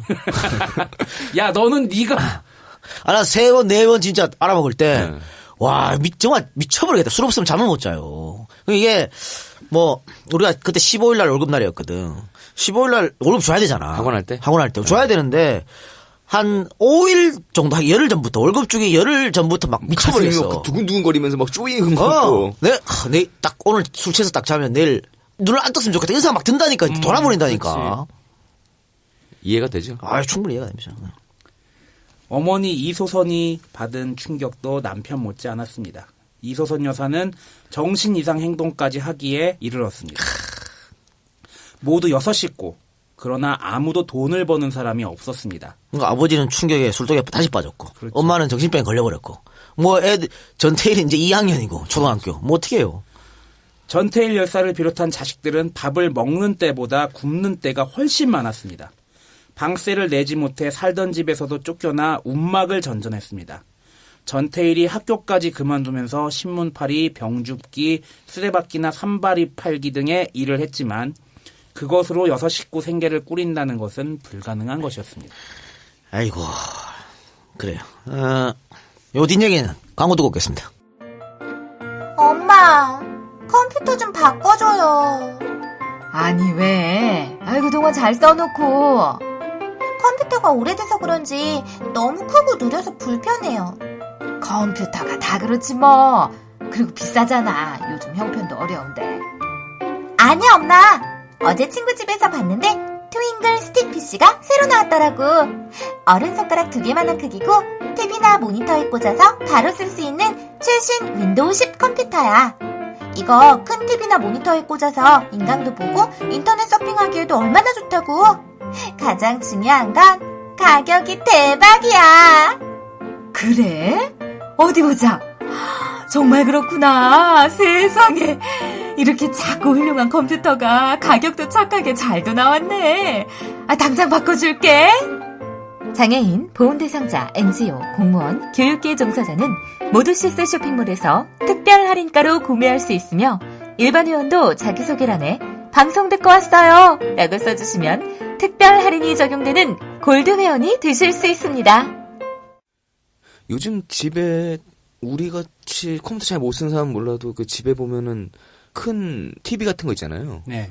거기다가 이런 거 연결해서 쓰시는 분들도 많이 있는 것 같아요. 네, 그렇기도 하고 솔직히 컴퓨터라는 게 우리 같이 컴맹들은 조금 성능 떨어지면은 바꾸잖아. 그렇지. 근데 이 컴퓨터란 게 꽤 부피를 많이 차지하기 때문에 가구잖아요. 그렇죠. 일종의 가구기 때문에 나 같은 경우에는 쉽게 컴퓨터를 못 바꾸겠더라고. 언제 쫓겨날지 모르는데 집에서 내가 이사를 기숙사부터 시작해가지고 몇 번을 했더라. 되게 많이 했는데 이사할 때마다 컴퓨터가 번거로우니까 노트북을 자꾸 쓰게 되고 노트북은 아무래도 데스크탑보다는 성능이 좀 떨어지는 게 사실이고 그렇다고 해서 뭐 직장이 딱 안정적이면은 거기다가 모든 뭐 컴퓨터 거기 있는 거 쓰고 그럴 텐데 그러지도 못하고 막 그러는 사람들이 꽤 많죠. 그래요. 어쨌든 이거 스틱 PC인데 11cm 정도 된답니다. 길이가. 11cm면은 뭐 볼펜 한 절반 정도 네. 됐지 뭐. 그리고 이게 굵기는 손가락 굵기. 네. 엄지손가락 굵기 정도 딱 아까 된다는데. 사진 보니까는 USB처럼 생겼더라고요. 네, 그래서 USB처럼 이제 꼽아가지고 TV나 모니터에 꼽으면 바로 컴퓨터로 된다니까. 11cm의 손가락 야, 이상한 쪽으로 가고 그래. 이상한 데 쓰지 마시고요. 네. 그렇게 된다니까 여러분들 많이 좀 이용해 주시기 바랍니다. 이 모두시스. 예. 예전에 검색어 모두시스. 트윙글 프로젝터라고 해서 저희한테 한번 광고하셨던 하셨죠. 업체죠. 근데 이번엔 제품을 바꿔가지고 이 스틱 PC를 하고 싶다 그래서 하여튼 모두시스 쇼핑몰에 가셔서 손가락 PC, 스틱 PC를 검색해 주시기 바랍니다. 예, 주소는요. www.mdsshop.kr www.mdsshop.kr입니다. 모두시스 봄사 홈페이지는요. www.modosis.co.kr www.modusis.co.kr입니다. 네, 네이버나 다음에서 모두시스를 치시면 모두시스 쇼핑몰로 나오고 해서 나오니까 쇼핑몰에 들어가서 선택을 하시는 거 알아서 하시기 바랍니다. 어쨌든 EJ 팬들한테는 할인해 준다 그랬죠? 예. 네, 할인해 준다니까 많은 성원 부탁드리겠습니다. 지금 포털에 검색해 보니까 포스트를 올라와 있고. 아니 또 모두 시스를 치면은 그냥 연관 검색으로 스틱이 나오던데? 예. 뭐 하여튼 검색해 보시기 바랍니다. 관심 있으신 분. 자, 그러면 다시 우리 방송 가세요. 아까 전에 그 전태일이 학교를 그만두고 신문 팔이, 병 죽기, 뭐 쓰레받기 팔기 이런 거 했다고 했지 않습니까? 네. 이게 이제 9살 나이 때예요. 9살. 아이고 9살이 뭘? 참. 초등학교 2학년. 환경이 사람을 만드는 거죠, 뭐. 자, 쓰레받기나 산발이 판매는 어떻게 하는 거냐? 일단 업자한테 물건을 받아와가지고 이문을 약간 붙여 판 다음 그 대금을 다시 업자에게 넘겨주는 이런 시스템이었습니다. 6 식구 모두가 쫄쫄 굶는 상황에서 문제는 이 업자에게 줄 대금이 계속 쌓여갔다는 거죠. 외상으로. 줘야 되는데 이 굶고 있으니까 내가 먼저 써버린 거야. 집안의 불우함, 아무리 발버둥 쳐도 벗어날 수 없는 가난이란 현실, 업자에게 추궁당할 두려움, 이런 것들이 한꺼번에 쏟아지자 소년 전태일은 가출을 결심하고 무작정 집을 나왔습니다. 친척이 살고 있던 대구에 갔다가 다시 서울로 돌아온 전태일은 돈을 벌어서 집으로 돌아갈 것을 다짐하고 남대문 시장 남산 육교 밑에서 1년 동안 구두 닦기 생활을 했으나 돈은 전혀 모으지 못했습니다. 그래서 다시 무작정 부산으로 내려갔습니다. 그곳에서 극심한 배고픔과 갖고 있던 구두통까지 부산 양아치들에게 빼앗기고 다시 서울로 상경을 합니다. 아이 나쁜 새끼야. 딱통을 훔쳐가냐. 그러니까 아니 뭐 동량은 못할 망정 쪽박은 깨지 말라고. 이게 뭐하는 짓이야 나쁜 새끼는. 근데 서울로 상경할 때 아니 구두통까지 빼앗겼으니까 당연히 차비도 없었습니다. 그래서 도둑 승차로 서울행 열차를 탔는데요. 안타깝게도 이 열차는 서울행이 아니라 영천행 기차였어요. 아이고야. 잘못 탔네. 잘못 탔죠. 영천이 마지막이야. 종착지야. 서울로 가야 되는데. 어쩔 수 없이 영천에서 내린 전태일은 영천에서 대구로 다시 기차를 탔고 외할머니 집에 당도할 수 있었습니다. 이게 이제 영천에서 바로 서울로 가는 기차가 아마 없었던가 그럴 것 같아요. 아니면 일단은 대구에 외할머니가 계시니까 대구에 가서 뭐 차비를 얻어서 밥이라도 가려고 얻어먹고 그런 생각을 했는데 이 영천역에 한 며칠 굶었잖아. 그 영천역 대합실에서 대구행 기차를 기다리고 있는데 어떤 그 모자지간이 그 돈을 흘리고 갔대요. 그래서 이제 그러니까 원래 이제 먹던 사과를 그냥 두고 갔는데 너무 배가 고프니까 흘린 사과 주워 먹으러 갔다가 돈이 떨어졌던 거지. 그러니까 그 여성 것인 건지 알면서도 자기가 너무 배가 고프니까 그걸로 이제 우동 사 먹었다고 그래서 아직까지도 이 수기를 쓸 때까지 죄책감이 시달렸다는데 아니 생각해봐 나이가 그때 몇 살이야. 그러니까 9살이니까 배고픈 게 먼저지 뭐 당장 죽을 지경인데. 어쨌든 외할머니 집에 갔는데요. 외할머니는 생각지도 못한 말을 해줍니다. 뭐냐? 부모님이 서울이 아니고 바로 이 대구에 계신다고 한 것이죠. 이 말을 듣고 전태일은 반은 기쁘고 반은 두려웠습니다. 부모님을 오랜만에 만난다는 기쁨도 있었지만 이 아버지의 꾸중이 걱정되었던 것이죠. 가출했다. 그렇죠. 그러나 아버지는 이렇게 걱정한 전태일을 눈물로써 반가이 맞아 주었습니다. 얼마나 걱정했겠어. 그렇죠. 자, 당시 대구로 내려와 있었던 아버지는 다시 술을 끊고 친척의 도움으로 재봉틀을 한 대 마련해 열심히 생활하고 있었고 어머니도 정신의 병이 어느 정도 치유되어 있는 듯 보였습니다. 전태일은 이 모든 것에 너무 감사했고 아버지를 힘껏 도와서 집안에 도움이 되리라 다짐했습니다. 이때 전태일에게 또 하나의 기쁜 소식이 날아오니 학교를 다시 다니게 된 것이었습니다. 1963년 전태일은 청옥고등공민학교에 입학했습니다. 지금 이 청옥고등공민학교는 없어졌고요. 이 자리에 명덕초등학교가 들어서 있답니다. 이 청옥고등공민학교는 가정사 등으로 인해서 일반 중학교를 가지 못하는 학생들을 위해 만든 학교로 교사들은 대부분이 사범대학 학생들이었고 남녀공학이었습니다. 뭐 야간 학교 같은 교사 잘 없고 학생들이 그 뭐라 그럽니까 보수 안 받고 무료 봉사하는 것이죠. 그래서 애들 가르치고 야학이나 그런 거 그렇죠. 예. 근데 어쨌든 학교로는 인정이 되는 그런 학교였습니다. 전태일은 훗날 이 학교에서 다니던 1년이 세상에서 가장 행복했던 시절이라고 회고를 했습니다. 정말 하루하루가 나를 위해서 존재하고 있는 것 같았다. 우리 반에서 나는 인기 있는 학생이었다. 아무리 과거에 초등학교조차 제대로 졸업하지 못했지만 그래도 나는 서울에서 좀 다녔고 말을 조금 재미있게 하는 재능이 있었다. 당시 우리 반의 부실장인 김예옥이라는 학생은 얼굴도 곱게 생겼지만 공부도 잘해서 1, 2등을 다투던 수재였다. 나는 이 부실장이 너무 좋았다. 짝사랑이구만. 그렇지. 아이고 뭐. 근데 이거는 축복 맞네. 남녀공학. 우리 뭐 남녀공학이란 것을 중고등학교 때 못 해봤기 때문에. 그렇지. 나의 용기와 지혜에 도움이 되어주었다.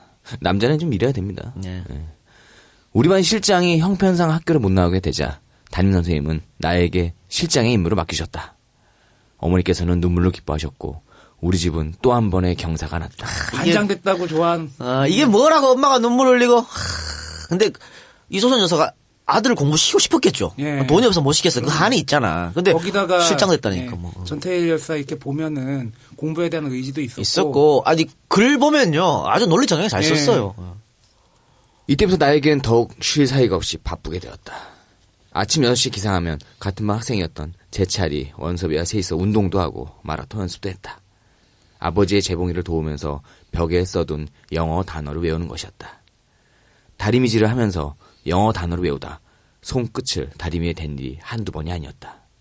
1학년 2학기에 접어들면서 한 달가량은 어떻게 허둥거렸는지 아침마다 세수할 때는 코피가 벌겋게 세숫대야를 적셨다. 그러니까 아버지 따라서 뭐 생계 때문에 일을 해야 되지만 학교 다니는 것도 너무 즐거웠던 거죠. 그러니까 맨날 잘 시간도 없고 하니까 코피 터지고 하는 거지 뭐. 어떤 학생이든지 나를 싫어하는 학생은 없었다. 고등공명학교 체육대회 때는 어찌나 설레던지 새벽 4시도 되기 전에 일어나서 준비운동을 한다고 부산을 떨쳤다. 이때 반스는 아버지께서 직접 만들어주신 것을 입었다. 그러니까 이때까지만 해도 아버지가 또다시 희망을 찾은 것 같아. 그렇죠. 자기 아들이 마라톤 대회 나간다 그러니까 아버지가 또 봉제 기술로 1등 아니야. 그렇지. 빤스를 여기서 빤스는 우리가 입는 속옷이 아니고 내가 쌍방울 뭐 독립문 그런 거 말고 마라톤 빤스, 마라톤 팬츠, 유니폼이겠죠. 그렇지. 이거를 근데 자기 아들 것만 아니고 아까 친구 재철이, 원섭이 얘들 빤스까지 아버지가 다 만들어 준 거야. 뿌듯하겠죠. 그리고 네. 너무 설레서 이 대회 때 새벽 4시도 일어나기 전에 일어나서 막 준비운동하고 도시락 싸고 막 그런 거야. 그러니까 전태일이 가장 행복했던 시간 이 시간을 그랬으니까 학교 다니기 얼마나 즐거웠다는 걸 알 수 있겠죠. 9번째 서브까지 성공시키고 게임이 끝났다. 이제 이거는 이제 그 운동회 대회에 대해서 설명하는 겁니다. 예. 시합장엔 요란한 박수가채와 승리의 개가가 퍼지고 나는 일약이 오늘 이 게임에서 마스코트가 되었다. 맑은 가을 하늘은 구름 한 점 없이 깊었으며 그늘과 그늘을 옮겨다니면서 자라온 나는 한없는 행복함과 인간만이 누릴 수 있는 특권인 서로 간의 기쁨과 사랑을 마음껏 느꼈다. 내일이 존재한다는 것이 얼마나 즐거운 일인가. 나는 내가 살아있는 인간임을 어렴풋이나마 깨닫고 진심으로 조물주에게 감사했다. 참, 어떻게 보면 이게 뭐라고 그냥 운동이잖아. 그러니까 인생에서 삶에서 소소한 재미잖아요. 그렇죠. 근데 이 소소한 재미마저도 박탈당한 삶을 살았으니까. 그러니까 내일이 존재한다는 것이 얼마나 즐거운 일인가. 그러니까 아까 전태일이 그렇게 어렵게 살 때는 내일이 안 왔으면 좋겠다라고 밤에 잠들잖아. 아까 이 작가 얘기했던 나처럼. 대로. 근데 미래가 없으니까. 내일이 존재한다. 자고 일어나면 또 내일이 오지. 그 자체가 참 즐거운 일이고 내가 살아있는 인간임을 진심으로 조물주한테 감사했다. 이게 이제 청년 전태일, 학생 전태일의 이야기인데요. 이런 거 보면 우리는 진짜 족같이 살았고 왜? 아무 생각도 없이 살았잖아. 학교 다닐 때 뭐 생각 있고 살았나? 가서 그냥 뭐 짤짤이나 하고 몰래 숨어서 소주나 처마시고 화장실에 숨어서 담배나 쳐피고 네 그랬죠 뭐. 자, 아까 얘기했던 그 전태일이 짝사랑했던 김예옥. 전태일은 이 김예옥을 얼마나 좋아했는지 친구와 학교 뒷산에서 싸움까지 했답니다. 진짜 서로 예옥인 내 거야. 아니야 나를 좋아해. 그리고 이제 아니 문제는 김예옥은 얘들한테 관심이 전혀 없었다는 거. 그냥 단지 친구일 뿐이었다는 거. 김예옥의 이야기를 한번 들어봅시다. 그때만 하더라도 학교 선생님들이 다 대학생이었잖아요. 전쟁 때문인지 대학생 선생님들이 나이가 많았거든요. 그래서 당시 여학생들은 대학생들에게 관심이 많았고요. 동창들은 뭐 신경을 쓰지 못했죠. Friends will be friends. 친구들은 그냥 친구예요. 아무리 까불어봤자 저 학생 선생님들은 또 특히 이 여학생들은 그 선생님들에 대한 뭔가 있잖아요. 약간 나이가 좀 위로 올라가요. 아이고 이게 눈에 안 들어오는 거야. 같은 이 동료는. 근데 지들끼리 쳐 싸우고 난리들. 아무리 싸워봐라. 왜 대학교 1학년 다닐 때 1학년 남자애들은 자기 동기 좋아하는데 여자애들은 다 복학생이 다 채갔어요. 그치. 오빠들이 다. 그렇지. 그래서, 그리고 2학년 돼서 이제 그 1학년 동기 여자애들은 다 이제 복학생 오빠들이랑 깨지고 동기들한테 좀 관심 좀 받아볼라 하면 군대 가야지. 우리 동기들은 군대 가거나 아니면 1학년 밑에 안 오잖아. 그렇지. 그 오욕의 역사를 우리도 반복하는 거야. 그치. 군대 갔다 와서 신입생 딱 나타나면은 잠깐만 우리 얘기 좀 잠깐 할까? 근데 어쨌든 이 복학생들이요. 뭐 지금 이미지로는 뭐 맨날 혼자 다니고 뉴스를 하고 할 것 같지만 몰라 우리 학교 때는 안 그랬어. 그럼. 여자 꼬실 줄 알았어 나. 이 신입 20살짜리 남자들은 훨씬 나아요. 그럼. 여자들 어떻게 할지 아니까. 연륜도 있고. 20살, 21살의 역경을 겪었기 때문에 그 노하우가 쌓였겠지. 나 노하우가 있지. 아니, 나 같은 뭐 예외 사항도 있지만 뭐. 야 건축학 개론에서도 봐봐. 어쨌든 결국에는 선배한테 가잖아. 그러니까. 아유. 자, 김예옥이 기억하는 전태일의 학창 시절은 어땠을까 한번 살펴봅시다. 참 깔끔하게 생겼었어요. 부잣집 아들 같았어요. 키는 한 162에서 163cm 정도? 뭐 작은 편이었고요. 얼굴이 조금 넓어서 비나게 보이지는 않았어요. 그리고 또 말투가 서울 말투였어요. 대구 사람들은 여기 죽죠. 대구 여자들, 부산 여자들은 남자가 서울 말투 쓰면 죽어요. 우리 어릴 때 그런 농담 있었잖아. 통해. 광안리 가서 서울말 쓰면은 그런 게 있었어. 뭐 부산 나이트가 서면이 나이트가 갖고 서울말 쓰면 여자들 다 쏴고 온다는 그런 말이 있어. 어머 서울에서 오셨어요. 이래서는 그런 게 있었어요. 예. 지금은 그랬다간 씨알도 안 맥혀요. 에이, 대다 해운대가 지금 집값이 거의 뭐 압구정동 수준이라니까 뭐. 계속 읽어보겠습니다. 게다가 태일이가 학교를 2달 늦게 들어와서 서울에서 전학온 부잣집 아들내미인 줄 알았죠. 태일이는 참 조용한 성격이었어요. 늘 책을 한 손에 끼고 다니는 멋진 친구였죠. 네. 자, 훗날 전태일은 분신을 결심하고 첫사랑이었던 예옥을 찾아갔습니다. 거기 김예옥 씨 좀 부탁합니다. 근데 태일이다. 퇴근은 몇 시야? 6시인데 어쩐 일이고? 좀 보자. 내 회사 앞에서 기다릴게. 자, 이렇게 해서 둘은 택시를 타고 동천 유원지를 갔다고 하는데요. 이 김예옥 씨 말에 의하면 당시로는 택시를 탄다는 건 상상도 못했답니다. 비싸니까. 또 뭐 전태일도 그 공장에서 일했고 이 김예옥도 공장에서 일했거든요. 그 얼마 받았겠어 월급을. 근데 택시를 탄다는 건 힘든 건데 택시를 타고 갔다는 것은 정말 중요한 얘기를 해서 간다 이렇게 생각한 거야. 김예옥으로서는. 너 서울 공장에 다니는 시다들이 어떻게 일하는지 알아? 바쁠 때는 약까지 먹어가면서 24시간 일한다. 그런데도 아무도 그만큼의 대가 주지 않아. 애들이 불쌍해 죽겠어. 이럴 수는 없어. 애들이 너무 불쌍해. 이거 바로 안 잡으면 안 돼. 네가 우째 그걸 바로 잡을 낀데. 내가 죽어야지. 죽어서라도 알려야지. 황마 넘치지 말고 네가 죽는다고 해결이 되겠나? 안 죽고 해결할 방법은 없고. 안 죽고 될 수 있으면 벌써 그렇게 했어. 그런데 그게 안 되잖아. 이곳저곳 다니면서 탄원서 쓰고 목소리 높여봐도 아무도 우리 말에 귀를 기울여주지 않아. 오죽하면 내가 죽으려고 마음먹겠어? 내가 죽어야지. 안 그러면 아무 소용이 없어. 아무도 우리 소리를 듣지 않아. 자, 김예옥과 전태일의 만남은 이것이 마지막이었습니다. 김예옥의 말을 들어봅시다. 나를 찾아왔을 때 그때 말리지 못한 것이 그렇게 후회가 되더라고요. 태일이가 찾아와서 죽는다고 했을 때 심각하게 받아들여서 말리지 못하고 소극적으로 대처한 게 너무 미안하고 죄스러워서 그 소식을 듣고 많이 울었어요. 친구라고 찾아와서 나한테 속을 다 털어놨는데 내가 머리가 어쩌면 그렇게 둔했는지 말리거나 그럴 생각을 감히 못했어요. 내가 너무 바보였구나 싶었죠. 물론 내가 못하게 한다고 해서 태일이가 안 하지는 않았겠죠. 내 말을 들었겠어요? 그러지 말고 살아서 해보라고 그렇게 말한들 내 말을 듣지는 않았을 거예요. 그래도 너무 미안해서 태일이 엄마도 못 만나겠더라고요. 자, 여기서 우리가 알 수 있는 것은 전태일 열사가 김예옥 씨를 정말 좋아했다는 겁니다. 그렇죠. 자기가 이제 며칠 있으면 분신을 하겠다 마음을 먹었잖아. 왜 대구까지 내려가서 이 여자를 만나나? 그렇죠. 에? 그러니까 내가 마지막으로 생각하고 딱 떠오르는 사람 이 여성이었던 거야. 학교 다닐 때 만났던 첫사랑. 예옥이와 같이 하늘 한번 보고 싶었던 거야. 아이고, 그럼요. 왜 우리 농담 삼아서 지구가 멸망하면은 내일 멸망하면은 어떻게 하겠냐 뭐 그런 얘기 물어보면은 그런 생각 하잖아요. 내가 좋아했던 사람 진짜 한번 찾아가서. 그리고 이런 생각도 많이 할까. 만약에 내가 갑자기 시한부 판정을 받았어.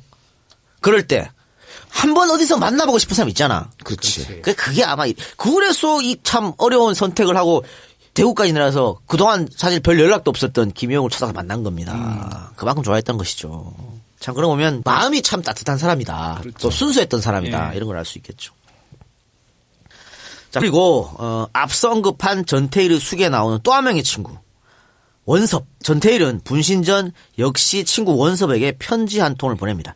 이 편지에도 불쌍한 어린 시다들의 고통스러운 모습이 상세히 묘사되어 있습니다. 편지의 일부분을 소개시켜드리겠습니다. 자넨 내가 왜 이런 짓을 했는지 모를 걸세. 나도 이런 짓을 하리라고는 생각을 못하였네. 오늘 하루를 무사히 넘겨 나는 그저 내일을 위해 오늘을 빨리 넘기려는 생각밖에 없었네. 아침때 생각으로 말이야. 자넨 내가 3년 전부터 제품 개통에 재단사인 줄로만 할 걸세.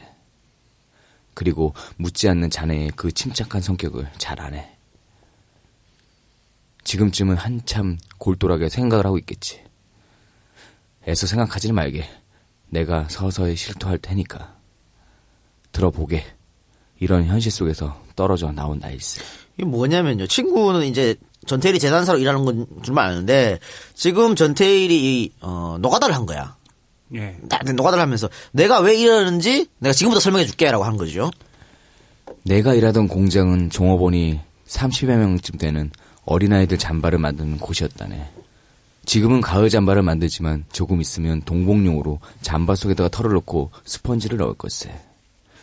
종업원 대부분이 여자로서 평균 연령 19살에서 20살 정도가 미싱을 하는 사람들이고 14살에서 18살 정도 되는 아이들이 시다를 하는 사람들일세. 보통 아침 출근은 8시 반 정도, 퇴근은 오후 10시부터. 아니 이 새끼들이 저 쳐돌아가면서 한 편씩 쳐울고 지랄이네. 아이 참나.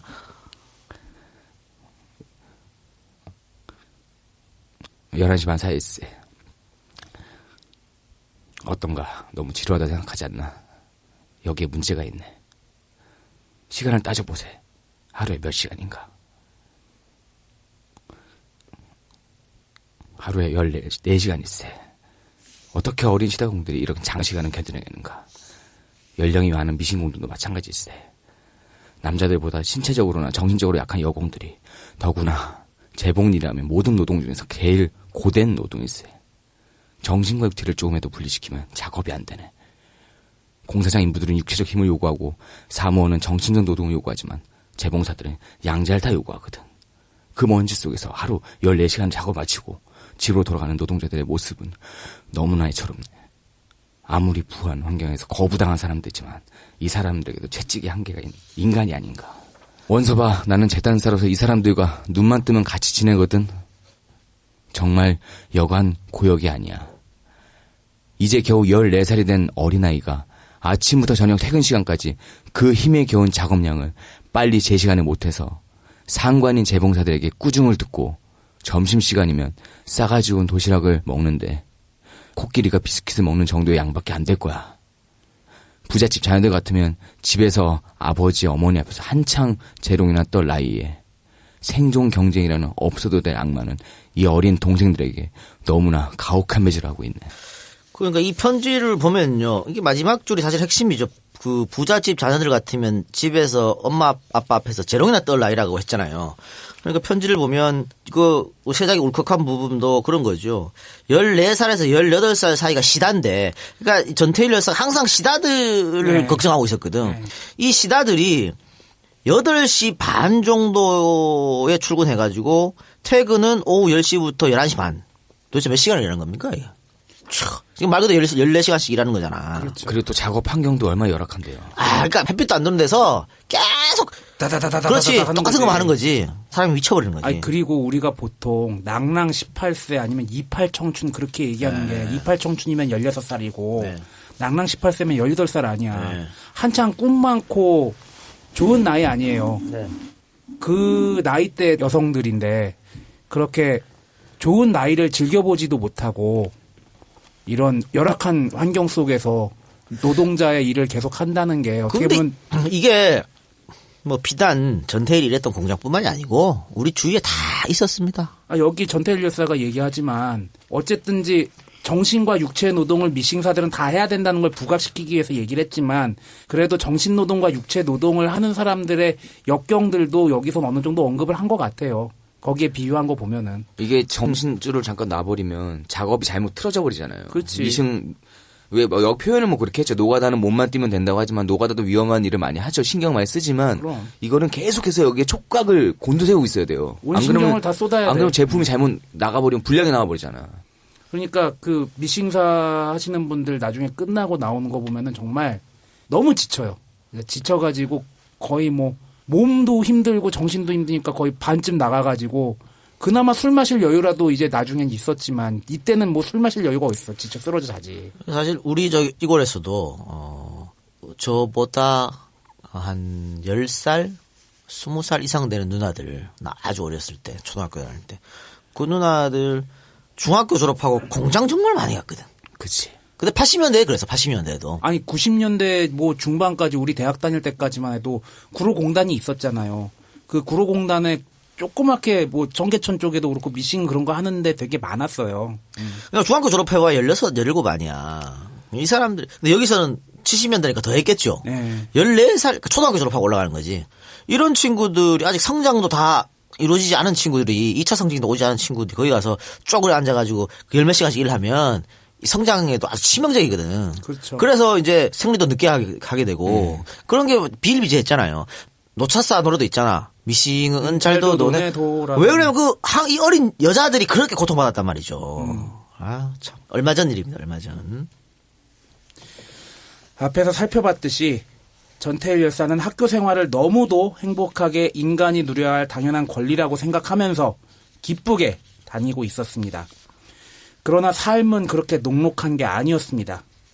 전태일 열사의 아버지는 전태일 열사에게 학교를 그만두고 집안일을 도와 재봉일을 전담하라고 한 것입니다. 전태일 열사로서는 청천벽력 같은 소식이었죠. 여기에 반발해서 집을 가출하기도 했었는데 아버지의 고집을 꺾을 수 없었습니다. 전태일 열사의 부친은 가출 후 돌아온 전태일 열사에게 심한 폭언과 함께 매질을 가했습니다. 네 나이 16살에 중학교 1학년인데 왜 공부해서 공부로 성공을 한단 말이야.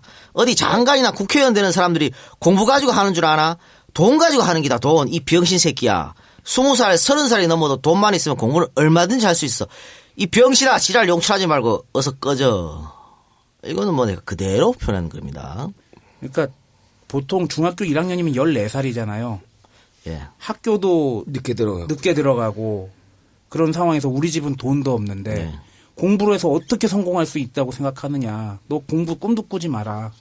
그런 거지. 그러니까 여기서 이 병신아 지랄 용출하지 말고 이랬는데 네가 아무리 용을 빼는 재주가 있어도 안 된다는 거예요. 지금의 환경에서는. 그렇죠. 그 말 그대로 지랄 용출하지 말고 나가라는 얘기잖아. 계속 보겠습니다. 그러나 전태일 열사는 학업을 그만둘 용기가 나지 않았습니다. 아니, 그럴 수가 없었습니다. 16살 나이에 중학교 1학년인데 지금 또 학업을 중단하면 영영 배움의 길이 막힐 것만 같았던 거죠. 그렇다고 아버지의 반대를 무릅쓰고 학교를 계속 다니겠다고 고집을 피울 수도 없는 노릇이었습니다. 결국에 전태일 열사는 또다시 가출을 합니다. 서울로 가서 고학을 할 작정이었던 거죠. 이번에는 혼자가 아니었습니다. 동생도 데리고 가기로 했습니다. 동생 태삼도 여기 대구에 있으면 역시 학교를 다니지 못할 것이라는 판단 아래 전태일은 동생 태삼을 데리고 옷까지 몇 벌만 챙겨서 야밤을 틈타 집을 빠져나왔습니다. 대구에서 밤 열차를 타고 용산역에 도착하니 새벽이었겠죠. 정글 같은 큰 서울 땅에 10대의 두 형제만 던져진 것입니다. 당장 내 몸 하나 뉘을 집 하나 없었던 두 형제는 사과개짝 12개를 사서 탑골공원 뒤 낙원시장 손수레 보관소가 있는 곳에 개집 같은 공간을 만들어 추위를 피했습니다. 형은 동생에게 그 사과개짝을 지키라고 하고 아침 일찍 일자리를 구하러 서울 시내를 돌아다녔으나 일자리는 끝내 구해지지 않았습니다. 동생은 허탈하게 돌아온 형에게 형, 오며 가며 사람들이 쳐다보면서 이기 무엇냐고 물으면서 이상해하고 아들은 놀리고 내일부터는 나도 형 따라 갈란다 하며 눈물을 터뜨렸습니다. 테일도 그런 동생을 붙잡고 같이 울 수밖에 없었습니다. 그러나 형제는 포기하지 않았습니다. 이튿날부터 형은 구두 닦기로, 동생은 신문팔이로 추운 거리로 나섰던 것입니다. 하지만 사회는 역시 녹록치 않았습니다. 미리 자리를 선점하고 있던 다른 구두 닦기와 신문팔이들의 행패로 이것마저 제대로 되지 않았던 것입니다. 이게 뭐 지금도 그렇지만 지금도 왜 포장마차 같은 거 자리 있잖아요. 잘 돈 내고 해야 되잖아. 뭐 심한 데는 뭐 억대까지 얘기하던데. 근데 이때도 그 구두 닦기 신문팔이 다 자기 구역이 있는 거야. 네. 그리고 돈 주고 사고도 하고. 근데 전태일이 그냥 가서 되나 그게 안 되지. 한 공간 달라고 할 수가 없잖아. 택도 없는 얘기지. 특히 구두 같은 거는 대부분 이렇게 지나가는 사람 목 좋은 데 있어야 되거든. 그리고 목 좋은 데는 아니면 뭐 다방, 그치. 뭐 건물이 회사, 있거나. 뭐 거긴 다 정해져 있어서 못 들어가는 네. 거지. 추위에 그리고 배고픔에 찌든 동생의 모습을 차마 더 볼 수 없었던 전태일 열사는 3일 만에 서울 가출을 포기하고 집으로 돌아갑니다. 집안 형편은 좀처럼 나아지지 않았습니다.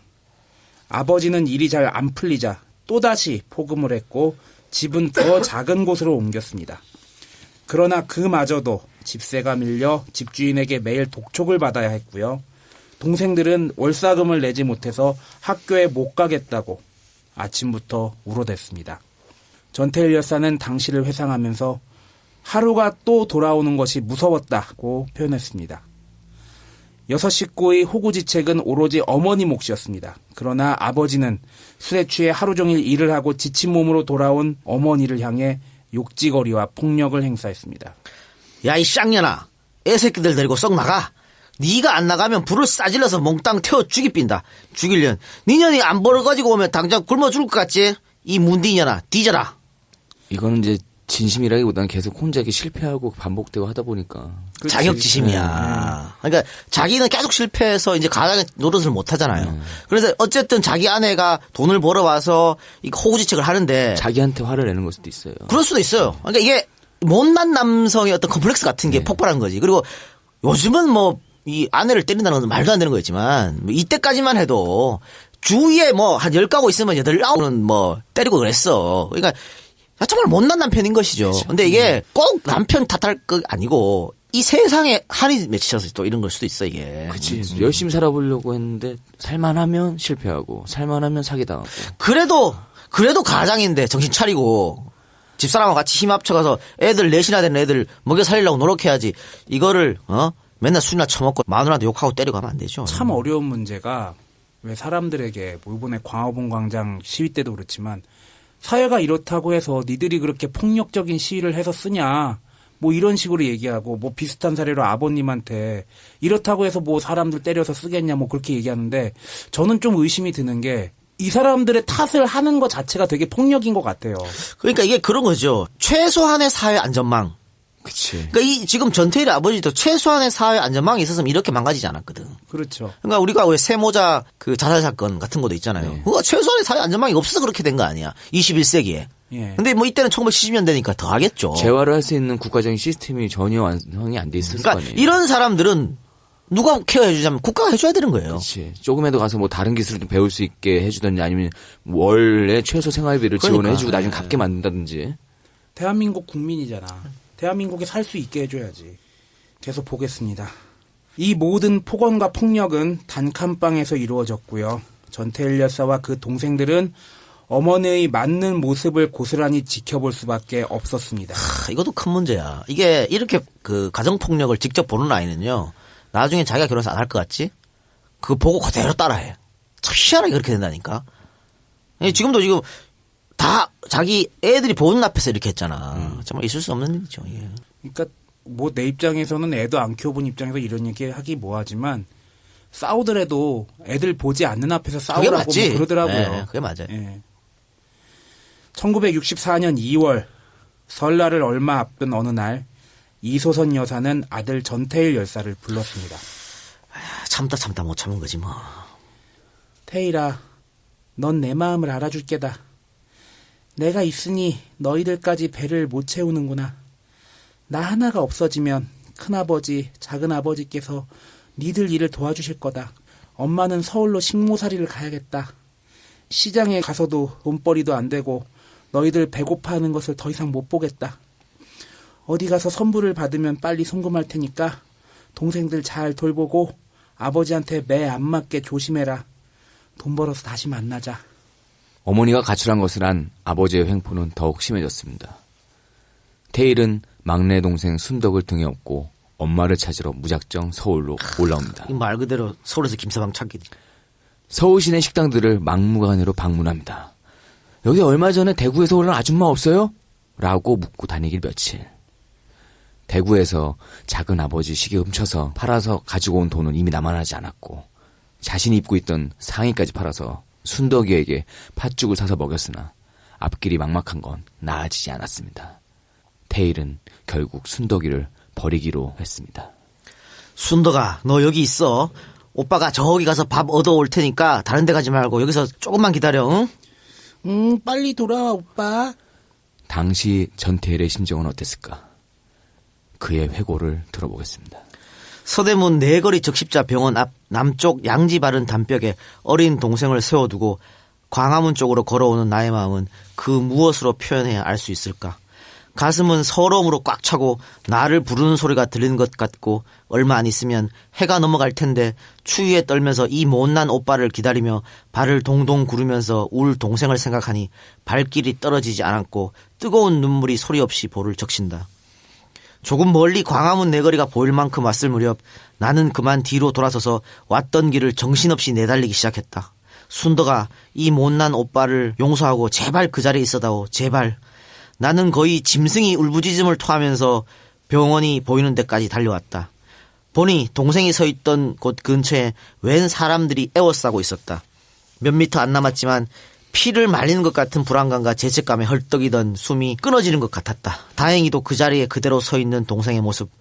고사리 같은 두 손은 얼어서 빨개졌고 내가 나타나는 순간 얼마나 큰 소리로 울면서 나에게 달려들었던가.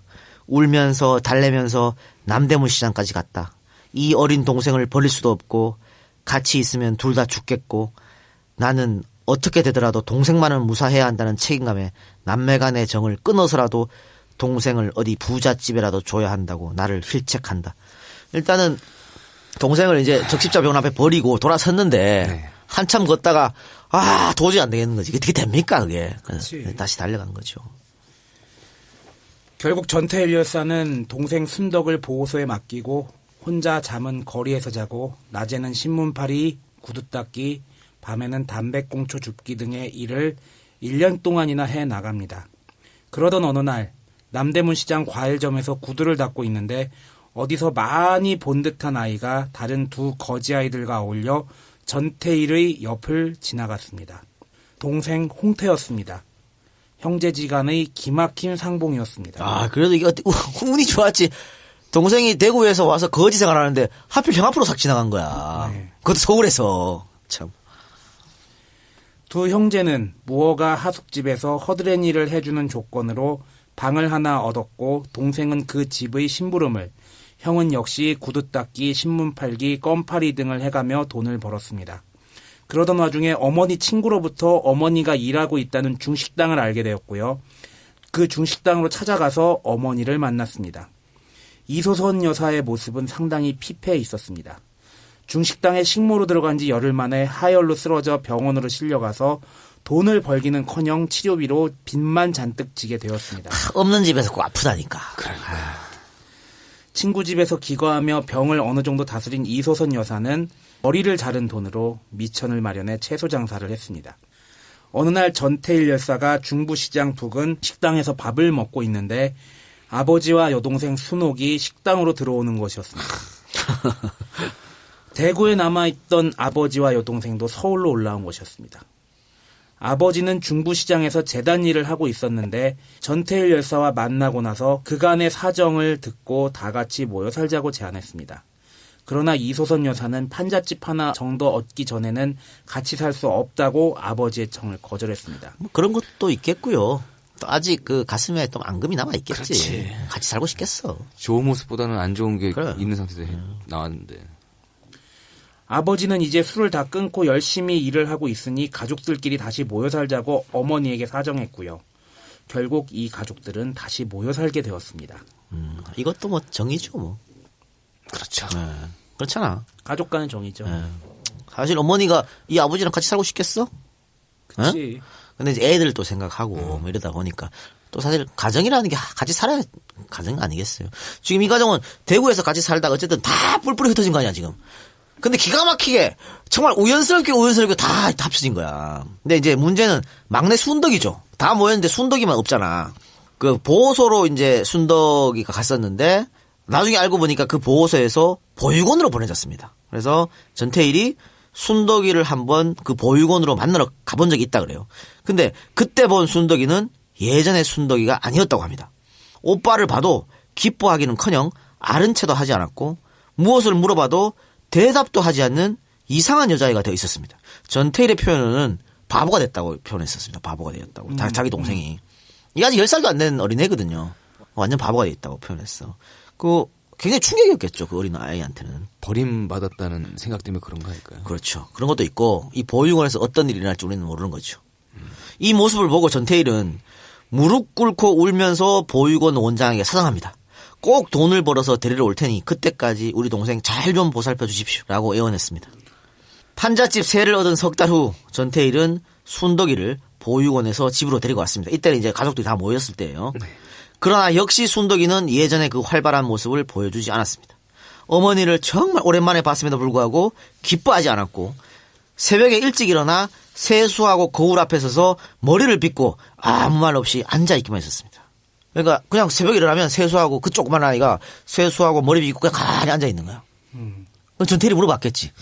왜 순덕 도대체 왜 이러냐. 그러니까 이렇게 하지 않으면 보육원에서 폭력을 당할 걸 했다는 얘기죠. 그러니까 당시 보육원에서 어떻게 애들을 대했는지 왜 활발한 순덕이가 그 좋아하던 오빠를 보고 그 좋아하는 엄마를 보고도 기뻐하지 않았는지. 감정은 누르는 방법을 갖다가 배워버렸네요. 이게 뭐 우리나라 얘기 맞나 모르겠네. 참 70년대가 경제성장의 그늘 속에서 참 야만적인 일들이 많이 야만적으로 사는 거예요. 일어났는데 아직도 70년대의 그런 모습에서 벗어나지 못하고 있는 21세기를 살고 있네.